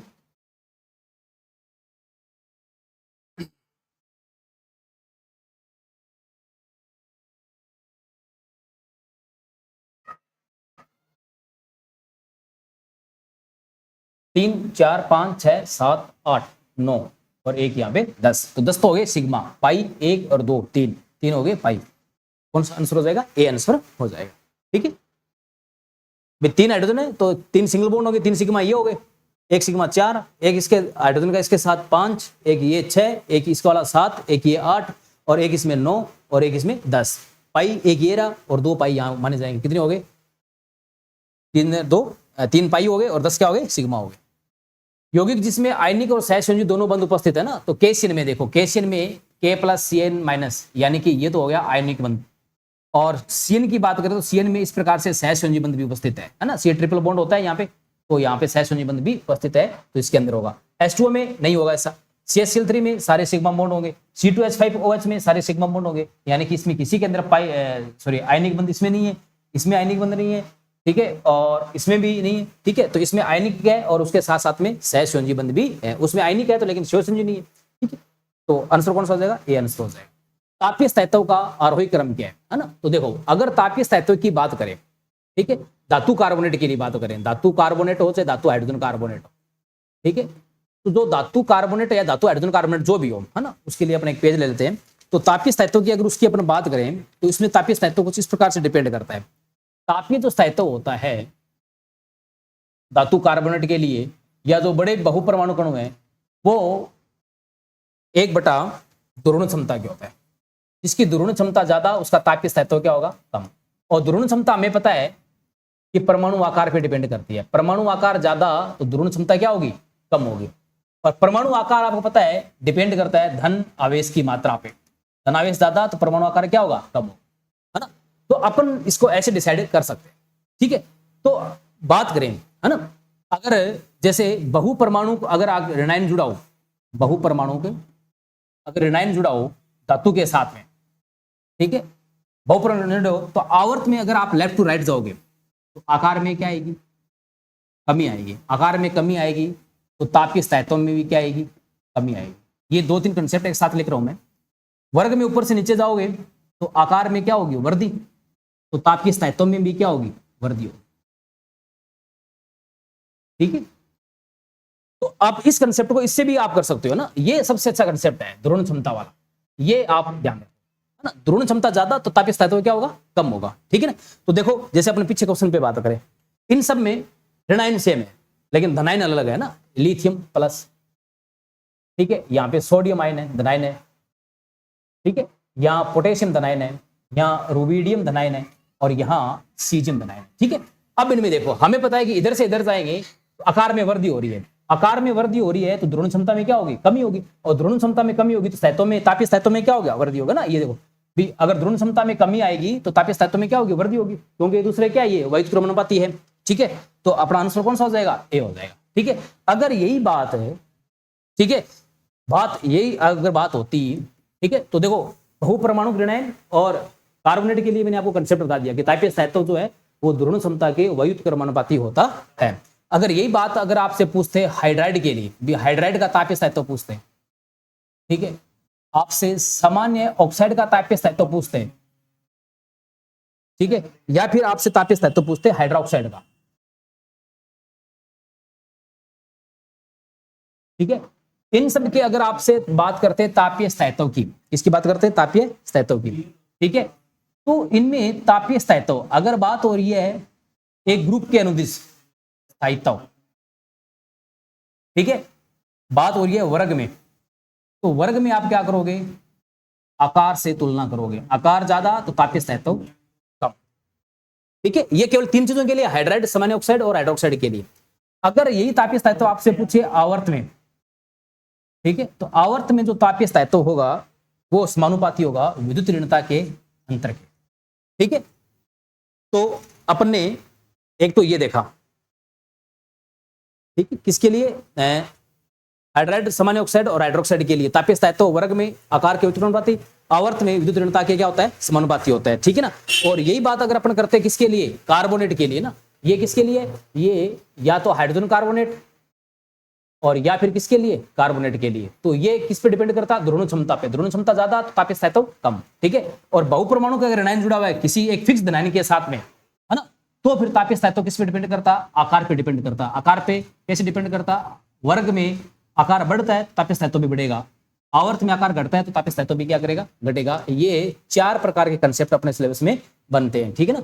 दो वो हो गए, एक ये, तीन प्रकार के कंसेप्ट बनते हैं, तीनों को ध्यान में रखना, तापीय स्थायित्व का कोई भी प्रश्न आपका गलत नहीं होगा, ठीक है ना। चाहे केमिकल बॉन्डिंग से है, चाहे किसी ब्लॉक से बन के आए, ठीक है, चाहे कार्बोनेट का पूछे, चाहे हाइड्रोजन कार्बोनेट का पूछे, चाहे फॉस्फेट का पूछे, चाहे सल्फेट का पूछे, किसी भी ऋणायन के लिए पूछे, आपको इन चारों सेट में जो बताए हैं उसको उसके अकॉर्डिंग कंसेप्ट लगा करके आप सोल्व करना, आपका कोई क्वेश्चन गलत नहीं होगा। Next question, 24 number question, 24 number है, आणविक कक्षाओं में सही इलेक्ट्रॉन व्यवस्था है ना, Be2 है ना, बेरिलियम है ना, द्वितीय परमाणु के लिए तो कितने इलेक्ट्रॉन होंगे, Be2 4 4 8 इलेक्ट्रॉन होंगे ना, तो 2 2 4 2 6 2 8, ठीक है। पूछा गया आपने से, सही पूछा है, हाँ सही पूछा है, ठीक है, तो ये कथन तो सही है। कार्बन इसमें कितने इलेक्ट्रॉन होंगे, 12, 2 2 4 2 6 2 8, ठीक है, 8, और फिर देखो ये ना, ये इधर लेंगे तो यहाँ 2 आता, यहाँ 2 आना चाहिए था, ठीक है, 10 और 2 कितने हो जाते, 12, तो ये कितने क्या हो गया, गलत। मतलब क्या होता है यहाँ पे होता पाई 2p x2, ठीक है, और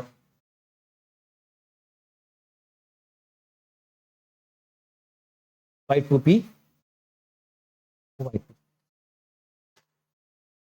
इस प्रकार का अपना होता है, ठीक है। फिर इसमें कितने हो गए, 2 2 4 4 में से एक गया, 3 बच गए, sigma 1s2, sigma star 1s2 नहीं होगा ना, यहाँ पे 1 होना चाहिए 3 के लिए, और ये 6 2 2 4 2 6, यहाँ पे 1 नहीं, यहाँ पे कितना होना चाहिए, 2 होना चाहिए, ठीक है। तो ये जो गलती है वो अपने सही कर दी, और अपने को एक सही इलेक्ट्रॉन व्यवस्था कौन सी है, ए वाला की है। नेक्स्ट क्वेश्चन, IF4+ की आकृति क्या होगी ना, तो IF4+ की आकृति निकाले आप। देखो पहले संकरण निकालते हैं, कितने सिग्मा बंद, 4 सिग्मा बंद, ठीक है, 4 इसमें सिग्मा बंद प्लस लोन पेयर, देखो कितने आयोडीन पे कितने होते हैं, 17 इलेक्ट्रॉन, 6 होते हैं, सॉरी 7 होते हैं, 7 में से एक चला के बीच कितने बच गए, 6, 6 में से 4 सिग्मा बॉन्ड के बीच कितने बच गए, 2 का, यानी कि एक लोन पेयर, तो ये क्या आ गया 5, यानी कि sp3d। sp3d है, तो अब इसकी स्ट्रक्चर कैसी होनी चाहिए, IF4+ की, ठीक है। तो इसकी स्ट्रक्चर इस प्रकार से हो गई है ना, जैसे Cl3 की कुल मिला के वैसी सी होगी, 2 3 4 5, ठीक है, और ये इसका लोन पेयर रहेगा। यानी कि इसकी अगर इसमें बात करें, है है ना। तो पंचभुजीय द्विपिरामिडी नहीं होगी, है ना। द्विपिरामिडी तब होती जब अगर अपने ऑप्शन के अकॉर्डिंग बात करते हो तो यहाँ एक लोन पेयर और होता तो द्विपिरामिडी होती, ठीक है। ऐसा नहीं होगा, ठीक है। वर्ग समतलीय भी नहीं है, लोन पेयर है, चतुष्फलकीय भी नहीं है, विकृत चतुष्फलकीय अपने कह सकते हैं इसको, है ना। विकृत चतुष्फलकीय कह सकते हैं, ठीक है ना। जैसे अमोनियम आयन होता है ना NH4+, उसकी विकृत चतुष्फलकीय होती है, वैसे इसकी भी क्या होगी, विकृत चतुष्फलकीय हो सकती है, ठीक है ना। अब देखो इस क्वेश्चन में तो अकॉर्डिंग टू संकरण तो अपने ऐसा चतुष्फलकीय हो नहीं सकता, sp3d आ रहा है, लेकिन यहां बात अपन करेंगे अकॉर्डिंग टू ऑप्शन, ठीक है। ऑप्शन के अकॉर्डिंग अपने इसकी संरचना देखिए, ठीक है। तो इसकी संरचना अकॉर्डिंग कैसे हो सकती है, विकृत चतुष्फलकीय हो सकती है, ठीक है। यहां जो डी है ये कौन सा कक्षक भाग लेगा, dz2 ध्यान रखना इस बात, ठीक है। तो इस क्वेश्चन को दोबारा देखना एक बार, आप जब संकरण निकालोगे तो आपके अनुसार ये sp3d है, तो सर आप कहोगे सर चतुष्फलकीय के लिए तो sp3 आना चाहिए, है ना। लेकिन यहाँ पे sp3d आ रहा है, फिर आप चतुष्फलकीय कैसे लेके जा रहे हो। लेकिन ऑप्शन के अकॉर्डिंग देखें तो विकृत चतुष्फलकीय संरचना ये कहलाएगी, ठीक है ना, क्योंकि बाकी कोई ऑप्शन इसमें सेट नहीं हो रहा। तो अपना आंसर कौन सा जाएगा, सी आंसर जाएगा। निम्न कथनों पर ध्यान दीजिए और असत्य कथन छांटिए। आयनिक यौगिक होने के कारण NaCl ठोस अवस्था में विद्युत का सुचालक है क्या, नहीं, गलत बात है ये, है ना। ठोस अवस्था में क्या होता है, आयनिक यौगिक कुचालक होते हैं क्योंकि मुक्त इलेक्ट्रॉन नहीं होते। लेकिन गलित अवस्था में ना, जब उनका गलित विलीन बना ले तो क्या होते हैं, ये चालक होते हैं, क्योंकि तब इनमें मुक्त इलेक्ट्रॉन और आयन उपस्थित हो जाते हैं। शुद्ध कक्षकों की तुलना में संकर कक्षक प्रबल बंध बनाते हैं, बिल्कुल सही बात है ना। संकर कक्षक क्या करते हैं, प्रबल बंध बनाते हैं, तभी तो उनका स्थायित्व बढ़ता है, ठीक है। धनायन पर आवेश समानुपाती आयनिक बंध में सहसंयोजी गुण, धनायन पर जितना ज्यादा आवेश होगा तो उसमें सहसंयोजी गुण उतने ज्यादा होंगे, बिल्कुल सही बात है। धनावेश जितना ज्यादा होगा ध्रुवण क्षमता उतनी ज्यादा होगी, तो उसमें सहसंयोजी लक्षण भी उतने ज्यादा आएंगे। ये बात किसकी है, फजांस नियम के अनुसार बात बिल्कुल क्या है, सही है। धनायन का आकार जितना बड़ा तथा ऋणायन का आकार जितना छोटा होगा आयनिक बंध में उतने ज्यादा सहसंयोजी गुण होगा, ये बात बिल्कुल गलत है। धनायन का आकार जितना छोटा होगा, ठीक है ना, बड़ा की जगह क्या आना चाहिए था, यहाँ पे छोटा आना चाहिए था, ठीक है, क्योंकि धनायन का आकार छोटा होगा तो ध्रुवणता ज्यादा होगी। ऋणायन का आकार जितना छोटा नहीं बड़ा हो, जितना ज्यादा बड़ा होगा ध्रुवणता उतनी क्या होगी, ज्यादा होगी। ये फजांस का नियम है। तो आयनिक बंध में ज्यादा क्या आएंगे, सहसंयोजी लक्षण आएंगे। तो अपने रोंग कौन कौन से हो गए, एक तो फर्स्ट रोंग हो गया और एक कौन सा हो गया, फोर्थ। तो ऐसे कथन कौन सा हो गया, फर्स्ट और फोर्थ। सिंपल सा क्वेश्चन है, लेकिन बड़े ध्यान से इसको क्वेश्चन को देखना है। नेक्स्ट क्वेश्चन, क्रिस्टल क्षेत्र विपाटन ऊर्जा का सही क्रम क्या है ना। तो इसमें देखो क्रिस्टल क्षेत्र विपाटन ऊर्जा का सही क्रम निकालने के लिए आपको लिगेंड की स्पेक्ट्रोकेमिकल जो सीरीज होती है ये याद होनी चाहिए, है ना। तो उसके लिए एक छोटी सी मैंने ट्रिक बनाई है, तो उस ट्रिक में देखते हैं अपन, ठीक है। देखो वो ट्रिक है कि आई बर्बादी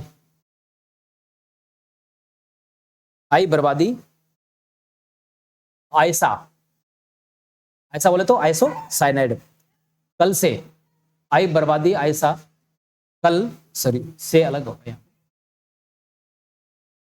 कल से फिर ओ है ना, ये क्रम है, ओके, फिर ओ है, ओके, पानी नशा इतना नहीं, नशा इतना नहीं, इन नाइट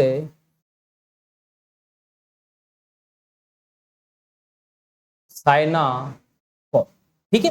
देखो आई से मतलब आयोडाइड आई माइनस, बर्बादी मतलब ब्रोमाइड Br-, ऐसा मतलब आइसोसाइनाइड है ना, आइसोसाइनाइड यानी कि SCN-, कल मतलब क्लोराइड, ठीक है, से मतलब S-2 सल्फाइड, ठीक है, फिर मतलब F- फ्लोराइड, ठीक है, O है मतलब OH-, ओके मतलब ऑक्जिलेट, ठीक है, पानी मतलब H2O, नशा मतलब NCS, ठीक है, इतना मतलब EDTA,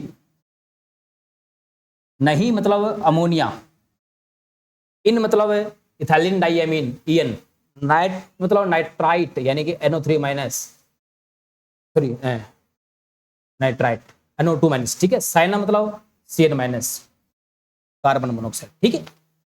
अब देखो ये स्पेक्ट्रोकेमिकल सीरीज है ना, इसमें यहां से लेके अगर अपन बात करें तो यहां तक ये सारे के सारे वीक लिगेंड है, दुर्बल लिगेंड है ये, ठीक है। ये यहां से लेके और यहां तक ये सारे के सारे क्या है, स्ट्रॉन्ग लिगेंड है। और H2O जो है इसको मध्यम है ना, मॉडरेट लिगेंड माना जाता है, ठीक है। अब इसके अकॉर्डिंग अपन अपना क्रम चेक करें तो इसमें अपना जो क्रम है वो कौन सा पर्सन है, ये पर्सन नंबर, सॉरी पेपर में देख लो मैं उसमें ये है अपना पर्सन नंबर 27, है ना। तो देखो OH माइनस, फिर NH3, ठीक है, फिर आपके साइनाइड, फिर आपके सॉरी फिर नाइट्राइट और फिर आपके उसमें साइनाइड, यानी कि अपना आंसर कौन सा हो जाएगा, अपना आंसर हो जाएगा सी नंबर, ठीक है। तो ये जो है ना ट्रिक है इसको याद करने की, ठीक है। आई बर्बादी आयसा, ठीक है, या फिर आप इसको ऐसे याद कर सकते हो, आई बाहर आयसा कल से, आई बाहर, है ना। बर्बादी अगर आपको याद नहीं रहता है तो आप यहाँ पे बाहर भी लिख सकते हो, आई बाहर आयसा कल से, फिर वो है मतलब वो, ओके पानी नशा इतना नहीं, ठीक है ना, ओके पानी नशा इतना नहीं, ठीक है, इन नाइट साइना को, ठीक है। तो ये एक ट्रिक है, इसको आप आराम से पेज पे लिख करके याद कीजिए, क्योंकि यहां से पक्का क्वेश्चन आता है कि कौन सा क्रम सही है, कौन सा क्रम है गलत है। या फिर आपसे पूछ सकता है स्ट्रॉन्ग लिगेंड कौन सा है, वीक लिगेंड कौन सा है। या फिर अपने से ये पूछ सकता है, जब अपन CFT प्रश्न सोल्व करेंगे ना तो वहां अपने को पता करना पड़ेगा कौन सा स्ट्रॉन्ग लिगेंड है, कौन सा वीक लिगेंड है। तो ये याद होगी तो आपको CFT पूरी क्लियर हो जाएगी। CFT मतलब क्रिस्टल फील्ड थ्योरी आपकी आराम से क्लियर हो जाएगी। और स्ट्रॉन्ग कहां से कहां तक है देखो, है ना, यहां से लेके के NCS से लेके, ठीक है ना, यहां से लेकर के यहां तक स्ट्रॉन्ग है, पानी मध्यम है, उसके बाद में ये सारे, है ना, ये वीक लिगेंड है, ठीक है ना, इधर वाले। तो नेक्स्ट क्वेश्चन, है ना, तो इसको याद ऐसे ऐसे करना है, इसको इस टाइप से ना, कि आप इसको मतलब ऐसे कहीं देखो, ठीक है, मैं आपको जैसे बताऊं, ठीक है, आई बाहर कल से, आई बाहर आई शाम,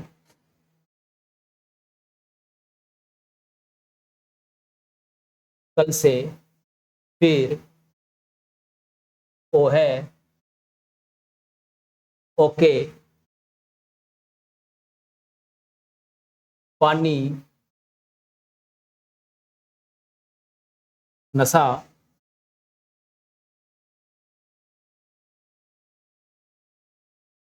इतना, EDTA इतना नहीं, इन नाइट है ना। तो यहां से लेके यहां तक ये सारे के सारे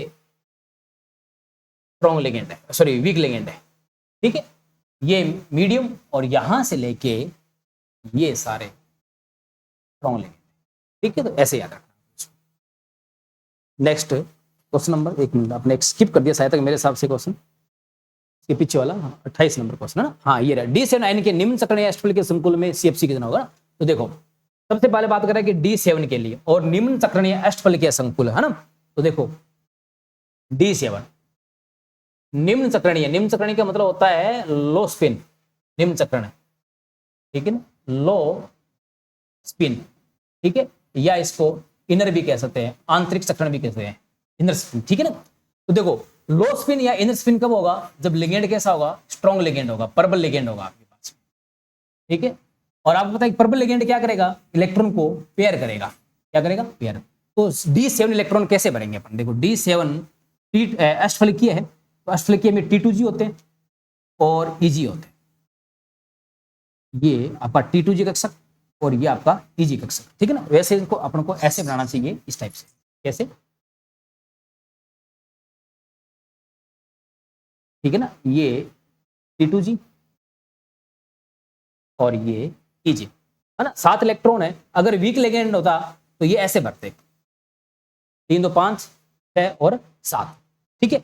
लेकिन ये कह रहा है कि निम्न चक्रणीय है, और निम्न चक्रणीय है तो लिगेंड कैसे हो गए, लिगेंड हो गए स्ट्रॉन्ग, लिगेंड कैसे हो गए, स्ट्रॉन्ग लिगेंड हो गए। तो ये वाला जो इलेक्ट्रॉन है ना, ये, ठीक है ना, पहले ये पूरे भरेंगे फिर इसमें जाएंगे। तो मतलब अब की बार कैसे भरे जाएंगे इसमें, देखो स्ट्रॉन्ग लिगेंड होने से कक्षक ये कैसे भरेंगे, पहले ये पैर होंगे T2G,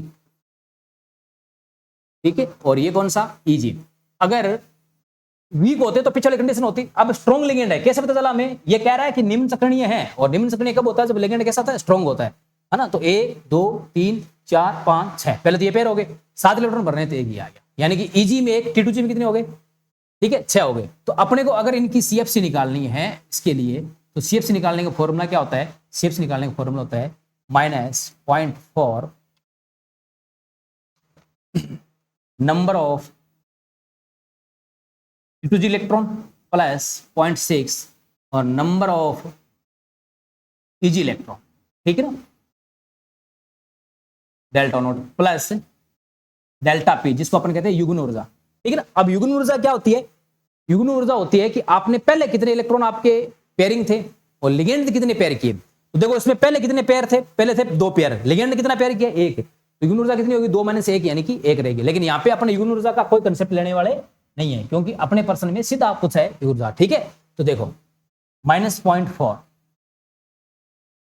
ठीक है, कितने इलेक्ट्रॉन है T2G में, 6 इलेक्ट्रॉन है, ठीक है, 6 आ गए, प्लस 0.6, इसमें कितने हैं, 1 इलेक्ट्रॉन है, तो ये कितना हो गया, ये हो गया माइनस का 2.4, ठीक है, प्लस 0.6, इसको जब सोल्व करोगे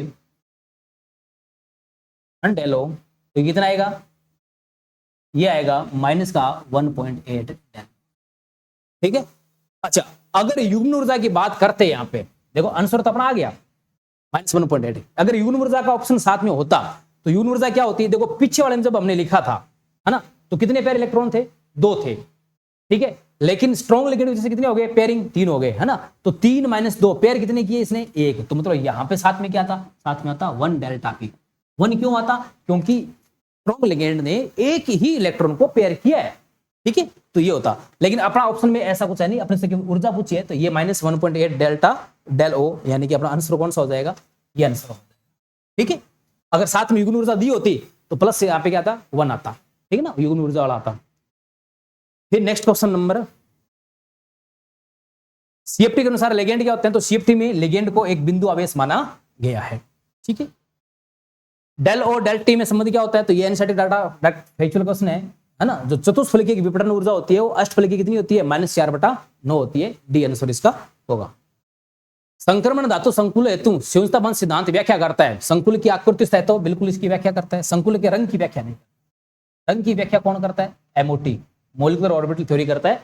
अनपेयर इलेक्ट्रॉन है तो कलरफुल होगा, अनपेयर इलेक्ट्रॉन नहीं है तो कलरलेस होगा, अयुग्मित इलेक्ट्रॉन है तो रंगीन होगा, अयुग्मित इलेक्ट्रॉन नहीं है तो रंगीन नहीं होगा। ये बात MOT मॉलिक्यूलर ऑर्बिटल थ्योरी अणु कक्षक सिद्धांत कहता है।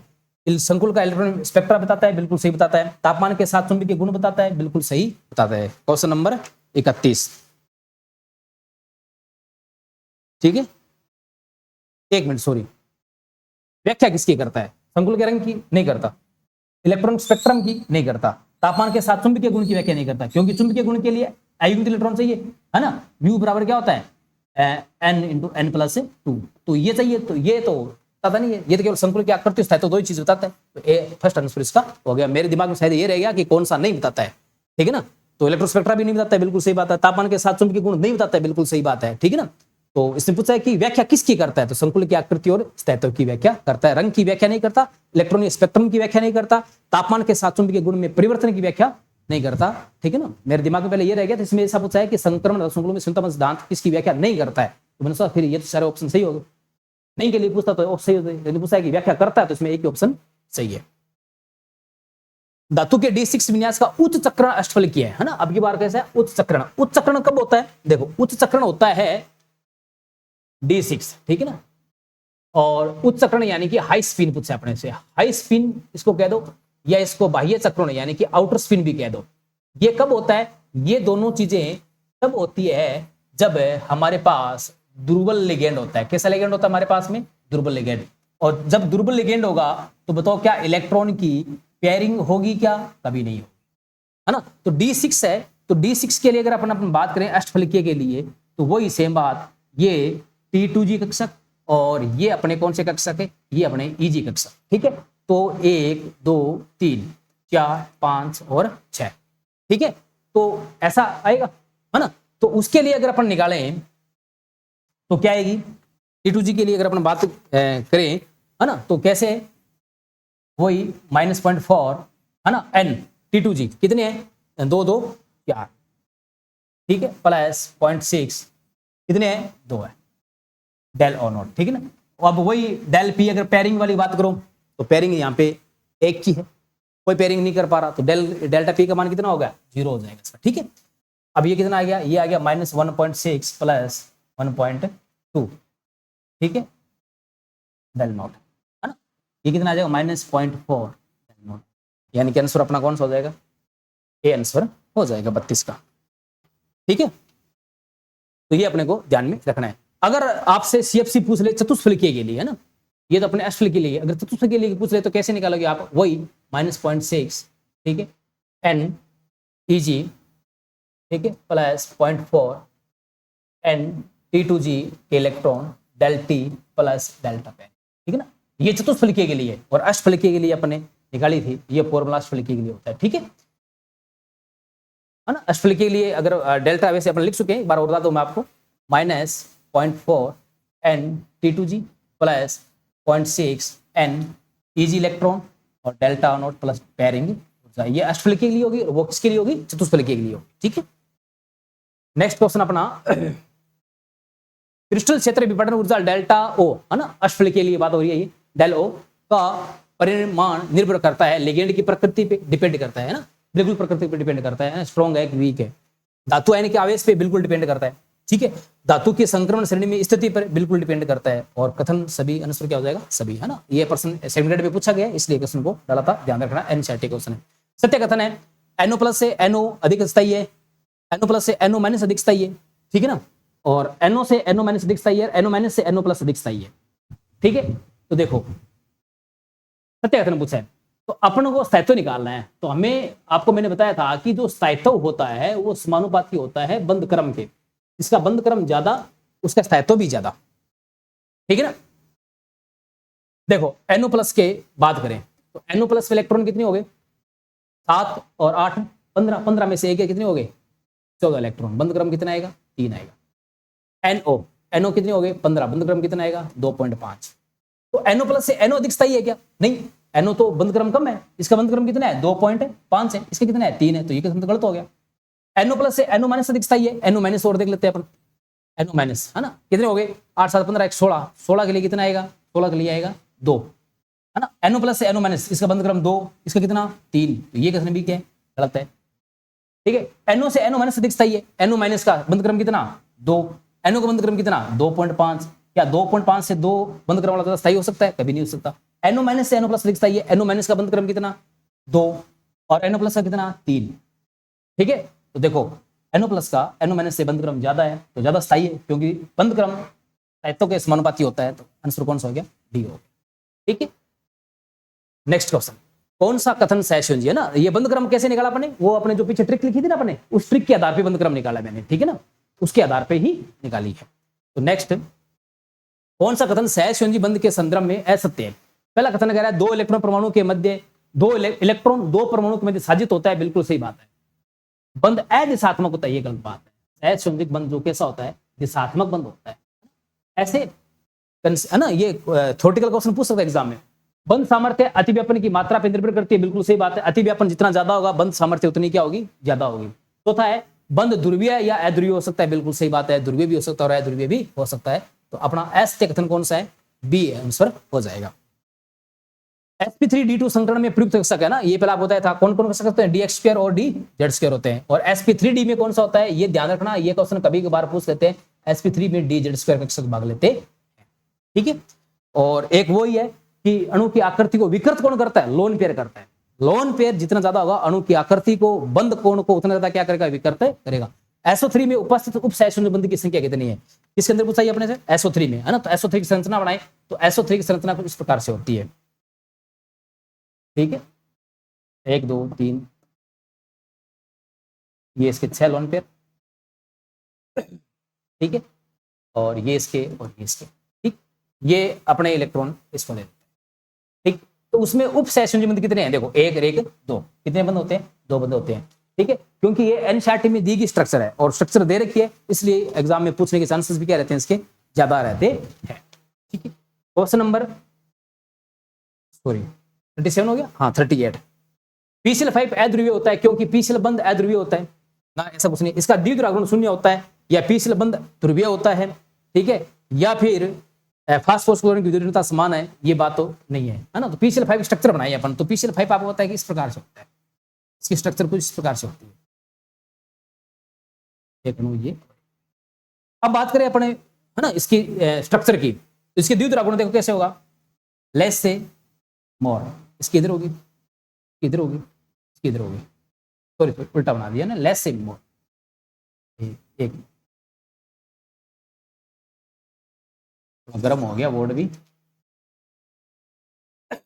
देखो फास्फोरस, ये क्लोरीन, ये क्लोरीन, ये आपको पता है कि एक्सीय क्लोरीन है, और ये इसकी क्या होती है, निरक्षीय क्लोरीन होती है, और आपको पता है कि निरक्षीय बंध लंबाई ज्यादा होती है इसमें PCl5 में ना। PCl5 का ध्यान रखना, इसकी स्ट्रक्चर है ना, पी ब्लॉक में पूछ लेता है, PCl5 में अक्षीय बंध लंबाई कम होती है निरक्षीय बंध लंबाई से, ठीक है, ये स्ट्रक्चर है इसकी, ठीक है। तो इसके द्विध्रुवांक दिशा इधर होगी, इसके द्विध्रुवांक दिशा इधर होगी, इसकी द्विध्रुवांक दिशा इधर होगी, इन दोनों परिणामी यहाँ पे आएगा, ये इस परिणामी को कैंसिल कर देगा, इसकी दिशा ऐसे होगी, इसकी दिशा ऐसे होगी, ये दोनों कैंसिल कर देंगे, जिसका म्यू क्या आएगा 0, और जिसका द्विध्रुव 0 होता है वो आपको मैंने पहले बताया था कि कैसा होता है, अध्रुवीय होता है। तो अध्रुवीय होने की व्याख्या कौन कर रहा है, इसका द्विध्रुव शून्य होता है, ये कर रहा है, तो आंसर कौन सा हो गया, बी हो गया। PCl बंध अध्रुवीय होता है ना, देखो अध्रुवीय होता है कोई जरूरी नहीं है, क्योंकि PCl में क्लोरीन और फास्फोरस की विद्युत ऋणता में अंतर होता है, ध्रुवीय हो भी सकता है और नहीं भी हो सकता, ठीक है। तो मतलब इसकी ये जो क्वेश्चन है उसकी व्याख्या कौन कर रहा है, द्विध्रुव शून्य होता है, बी ऑप्शन, ठीक है। PCl बंध ध्रुवीय होता है, ये बात भी अपने कुछ है ना, कुछ नहीं कह सकते इस कंसेप्ट में। फास्फोरस क्लोरीन की विद्युत ऋणता समान होती है, ये बात बिल्कुल ही गलत होगी, समान तो होती नहीं है, ठीक है। तो इसके लिए कौन सा आंसर जाएगा, बी आंसर जाएगा, एनसीईआरटी का क्वेश्चन है, ध्यान रखना आपको ये, ठीक। 39, कौन सा कथन आणविक कक्षक सिद्धांत के अनुसार गलत है, आणविक कक्षों का निर्माण हमेशा समान परमाणु कक्षों के सहयोग से होता है, बिल्कुल सही बात है ये, ठीक है ना। जब आप पढ़ोगे आणविक कक्षक सिद्धांत MOT पढ़ोगे ना, तो MOT पे आधारित क्वेश्चन है ये, ठीक है। बंधित आणविक कक्षक स्थायी होते हैं, जबकि इनके समान प्रतिबंधित आणविक कक्षक अस्थायी होते हैं, ये बात गलत, ठीक है। स्थायी अणु में बंधित आणविक कक्षक में इलेक्ट्रॉन की संख्या हमेशा प्रतिबंधित आणविक कक्षक के बराबर होती है, बिल्कुल सही बात है, तभी तो उसका बॉन्ड नंबर 0 आएगा, ठीक है।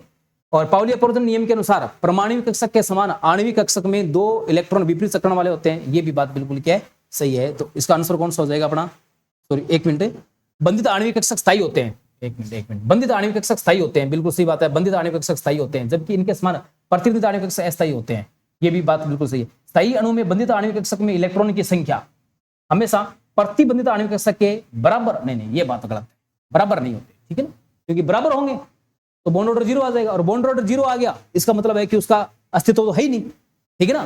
तो आंसर कौन सा हो जाएगा इसका, सी हो जाएगा, है ना। ये कह रहा है ना कि अगर अपन ये कह रहा है कि NB जो है वो Na के बराबर हो सकते हैं, बंधित बराबर हो सकते हैं किसके, प्रतिबंधित के, तो अगर बराबर होंगे तो बॉन्ड ऑर्डर कितना आ जाएगा, 0 आ जाएगा, और अगर बॉन्ड ऑर्डर 0 आ जाएगा तो क्या उसका अस्तित्व हो सकता है, क्या कभी नहीं हो सकता, ठीक है ना। तो उसका आंसर सी होगा, ठीक है ना। ये क्या होगा इसका कथन क्या है, असत्य है, ठीक है। बाकी सारे कथन क्या है, सत्य है। बंधित आणविक कक्षक स्थायी होते हैं, बिल्कुल सिद्ध की समान। प्रतिबंधित आणविक कक्षक क्या होते हैं, अस्थायी होते हैं। क्यों होते हैं प्रतिबंधित, क्योंकि इनकी ऊर्जा क्या होती है, थोड़ी ज्यादा हो जाती है, इसलिए क्या होते हैं, ये अस्थायी होते हैं, ठीक है।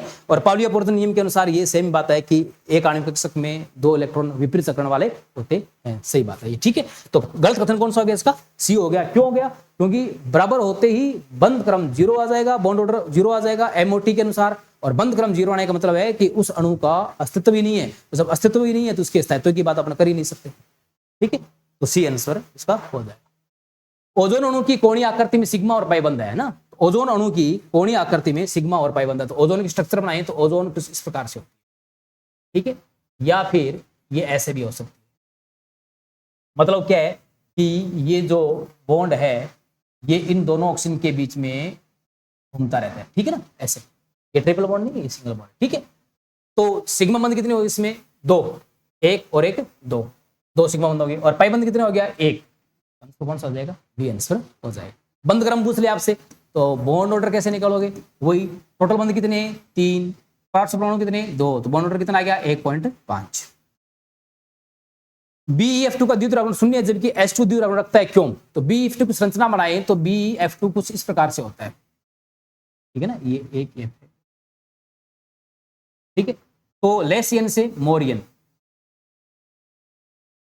ठीक है, ये द्विध्रुव इधर होगा, इसका क्या होगा, इधर होगा, यानी कि इसका म्यू क्या होगा, 0 होगा, जबकि H2O रखता है, क्यों रखता है? H2O में ऑक्सीजन पे क्या है? लोन पेयर है। स्ट्रक्चर कैसे होती है इसकी? ऐसी होती है, इस पे लोन पेयर है ना, स्ट्रक्चर ऐसी होती है। तो इसका द्विध्रुव राउंड कैसे होगा?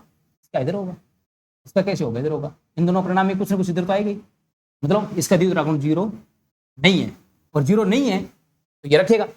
जल रेखीय अणु है, गलत बात है, ये रेखीय अणु नहीं है, व्याकृतिक अणु है। जल कोणीय अणु है, बिल्कुल सही बात है, इसलिए इसे द्विध्रुव राउंड रखता है। क्लोरीन की विद्युत ऋणता ऑक्सीजन से ज्यादा है, विद्युत ऋणता ज्यादा है, ये बात सही है, लेकिन इसकी यहां इससे कोई संबंधता नहीं है। जल में हाइड्रोजन बंध उपस्थित होता है, बिल्कुल सही होता है, लेकिन हाइड्रोजन बंध यहाँ पे द्विध्रुव राउंड से कोई रिलेशन नहीं रखता है। ठीक है, तो अपने को इस क्वेश्चन आंसर क्या होगा? जल क्या है? कोणीय अणु है, और कोणीय अणु होने की वजह से इसका द्विध्रुव राउंड यानी कि म्यू का मान कुछ बना रहता है। फिर है अधिकतम बंध ऊर्जा युक्त प्रजाति है ना। तो देखो बंध ऊर्जा जो होती है, आपको मैंने बताया था कि समानुपाती होती है किसके? बंध क्रम के। इसका बंध क्रम ज्यादा, उसकी बंध ऊर्जा भी ज्यादा। इसमें है ना कितने इलेक्ट्रॉन है? 8 8 16 1 17 17 इलेक्ट्रॉन है, तो 17 इलेक्ट्रॉन के लिए बंध क्रम कितना आएगा? 17 इलेक्ट्रॉन के लिए बंध क्रम आएगा, देखो 14 के लिए 3, 15 के लिए 2.5, 16 के लिए 2 और 17 के लिए 1.5, इसका बंध क्रम आएगा 1.5। इसमें है ना 8 7 15 इलेक्ट्रॉन है, तो 15 के लिए कितना आएगा बंध क्रम? इसमें 15 के लिए आएगा 2.5। इसमें He2+ है ना, He2+ 2 तो 4, 4 में 3 इलेक्ट्रॉन है, तो बंध क्रम इसका कितना आएगा? 3 इलेक्ट्रॉन है, तो कैसे लिखेंगे? Sigma 1s2 sigma star 1s1। ठीक है, ऐसे लिखोगे। तो अब देखो इसमें कैसे निकालोगे? 1/2। नॉन बॉन्डेड इलेक्ट्रॉन कितने हैं इसमें? प्रतिबंधित 1, इसमें कितने हैं? 2, यानी कि -1/2। बंध क्रम कितना है इसका? 0.5, ये भी नहीं है। ठीक है, C2- में कितने इलेक्ट्रॉन? 12 इलेक्ट्रॉन। 12 इलेक्ट्रॉन के लिए कितना आएगा? 14 के लिए 3, 13 के लिए 2.5, ठीक है, और 12 के लिए 2, 1। ठीक है, अधिकतम बंध ऊर्जा युक्त प्रजाति है। इसमें से कौन सा, किसका बंध ऊर्जा सबसे ज्यादा है? जिसका बॉन्ड ऑर्डर सबसे ज्यादा होगा। 17 8 8 16 1 17, 17 के लिए कितना आएगा? 1.5 है ना, 14 के लिए 3, 15 के लिए 2.5, 16 के लिए 2 और 17 के लिए 1.5, 8 7 15, 15 के लिए 2.5। ठीक है, और इसके कितना आएगा? 0.5 आएगा। C2 6 6 12, 12 के लिए 14 के लिए 3, अच्छा सॉरी 6 6 12 12 2 14 है ना, ये -2 भी है, तो 12 तक कार्बन के इलेक्ट्रॉन हो गया 2, ये 14 के लिए कितना आएगा? 3 आएगा। तो सबसे ज्यादा बंध क्रम किसका है इसमें से? कार्बन 9 का, इसलिए इसका साथ क्या बंध ऊर्जा क्या होगी? सबसे ज्यादा होगी, है ना, क्योंकि इसका बंध क्रम कितना है? 3 है। क्यों है 3 है? क्योंकि इसमें 14 इलेक्ट्रॉन है ना, 2 तो कार्बन के हो गए, 12 तो, और 2 माइनस वाला हो गया, 12 और 2 कितने हो गए? 14 इलेक्ट्रॉन हो गए। ठीक, नेक्स्ट क्वेश्चन, न्यूनतम सहसंयोजक हैलाइड है ना, तो ये फजान नियम पे आधारित है।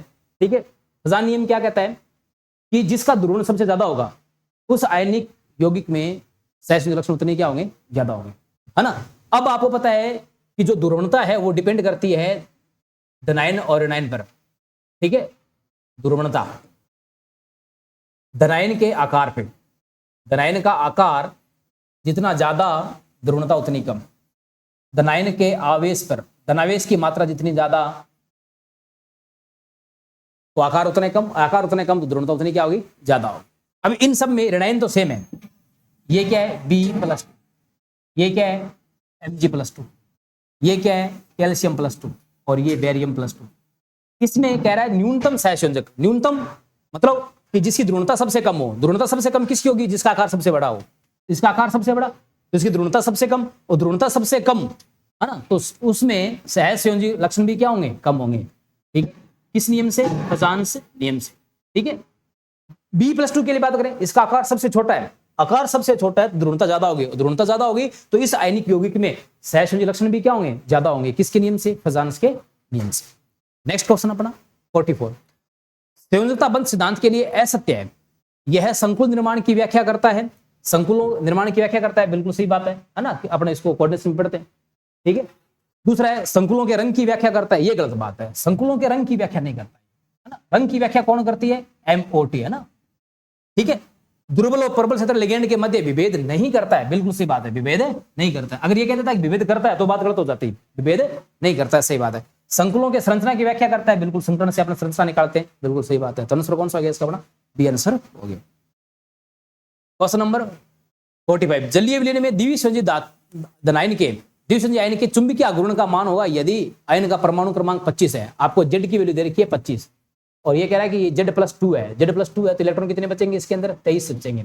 23 इलेक्ट्रॉन बचेंगे तो आपसे पूछा है कि इसका चुंबकीय आघूर्ण, तो चुंबकीय आघूर्ण कैसे निकालते हैं अपन? चुंबकीय आघूर्ण ऐसे निकालते हैं, म्यू बराबर n प्लस 2। n क्या होता है? Number of n pair electron, अयुग्मित इलेक्ट्रॉन। तो अयुग्मित इलेक्ट्रॉन कैसे निकालेंगे? वही इसका इलेक्ट्रॉन विन्यास लिखेंगे, 1s2 2s2 2p6 3s2 3p6 4s2 3d, है ना? कितने हो? 2 2 4 6 10 2 12 6 18 2 20 3d 5, यानी कि इसमें अनपेयर इलेक्ट्रॉन कितने हो गए? 5 हो गए। अगर अनपेयर इलेक्ट्रॉन 5 हो गए तो सूत्र से अपन देखें तो 5 × 5 प्लस 2, ठीक है ना, बोर मैग्नेटॉन। आंसर कौन सा हो जाएगा? सी हो जाएगा। तो इस प्रकार आज के अपने 45 क्वेश्चन ये पूरे हुए, ठीक है ना। टाइम टू टाइम ये जो अपने जो क्वेश्चन थे सारे हर टॉपिक को टच किए और उससे संबंधित जितने भी क्वेश्चन संभावित बन सकते थे अपन ने वो भी अपने इसके साथ में एक्सप्लेन किए, ठीक है। तो और नेक्स्ट शेड्यूल अपना जो है एटॉमिक स्ट्रक्चर है और एटॉमिक स्ट्रक्चर के साथ में स्पेक्ट्रोस्कोपी है ना। तो जैसे आपको इस टाइप के पेपर ही आगे मिलने वाले हैं, हर टॉपिक से रिलेटेड कैसा क्वेश्चन अपने से सेकंड ग्रेड में पूछ सकते हैं, उसकी क्या लैंग्वेज रह सकती है और उसको अपने को किस टाइप से मेंटेन कर रहा है ना। जैसे आज अपने CFT सोल्व किए है और आपके अनुचुंबकत्व यानी पैरामैग्नेटिज्म डायमैग्नेटिज्म सोल्व किए हैं, या फिर अपने जो है ये आपके बॉन्ड ऑर्डर निकाला है, तो इन पे क्वेश्चन कैसे बन सकता है, उन क्वेश्चन को दो तरीके होते सोल्व करने के। तो स्मार्ट तरीके से, एक अपन उसको पूरे लेंथ तरीके से करें, तो अपन को तो क्या करना है, स्मार्ट तरीके से करना है ताकि हमारा टाइम बचे, ज्यादा से ज्यादा क्वेश्चन हम अटेम्प्ट कर सकें और सही होने के चांसेस भी हमारे अच्छे रहें, ठीक है। तो आज के लिए इतना ही। जय हिंद, जय भारत।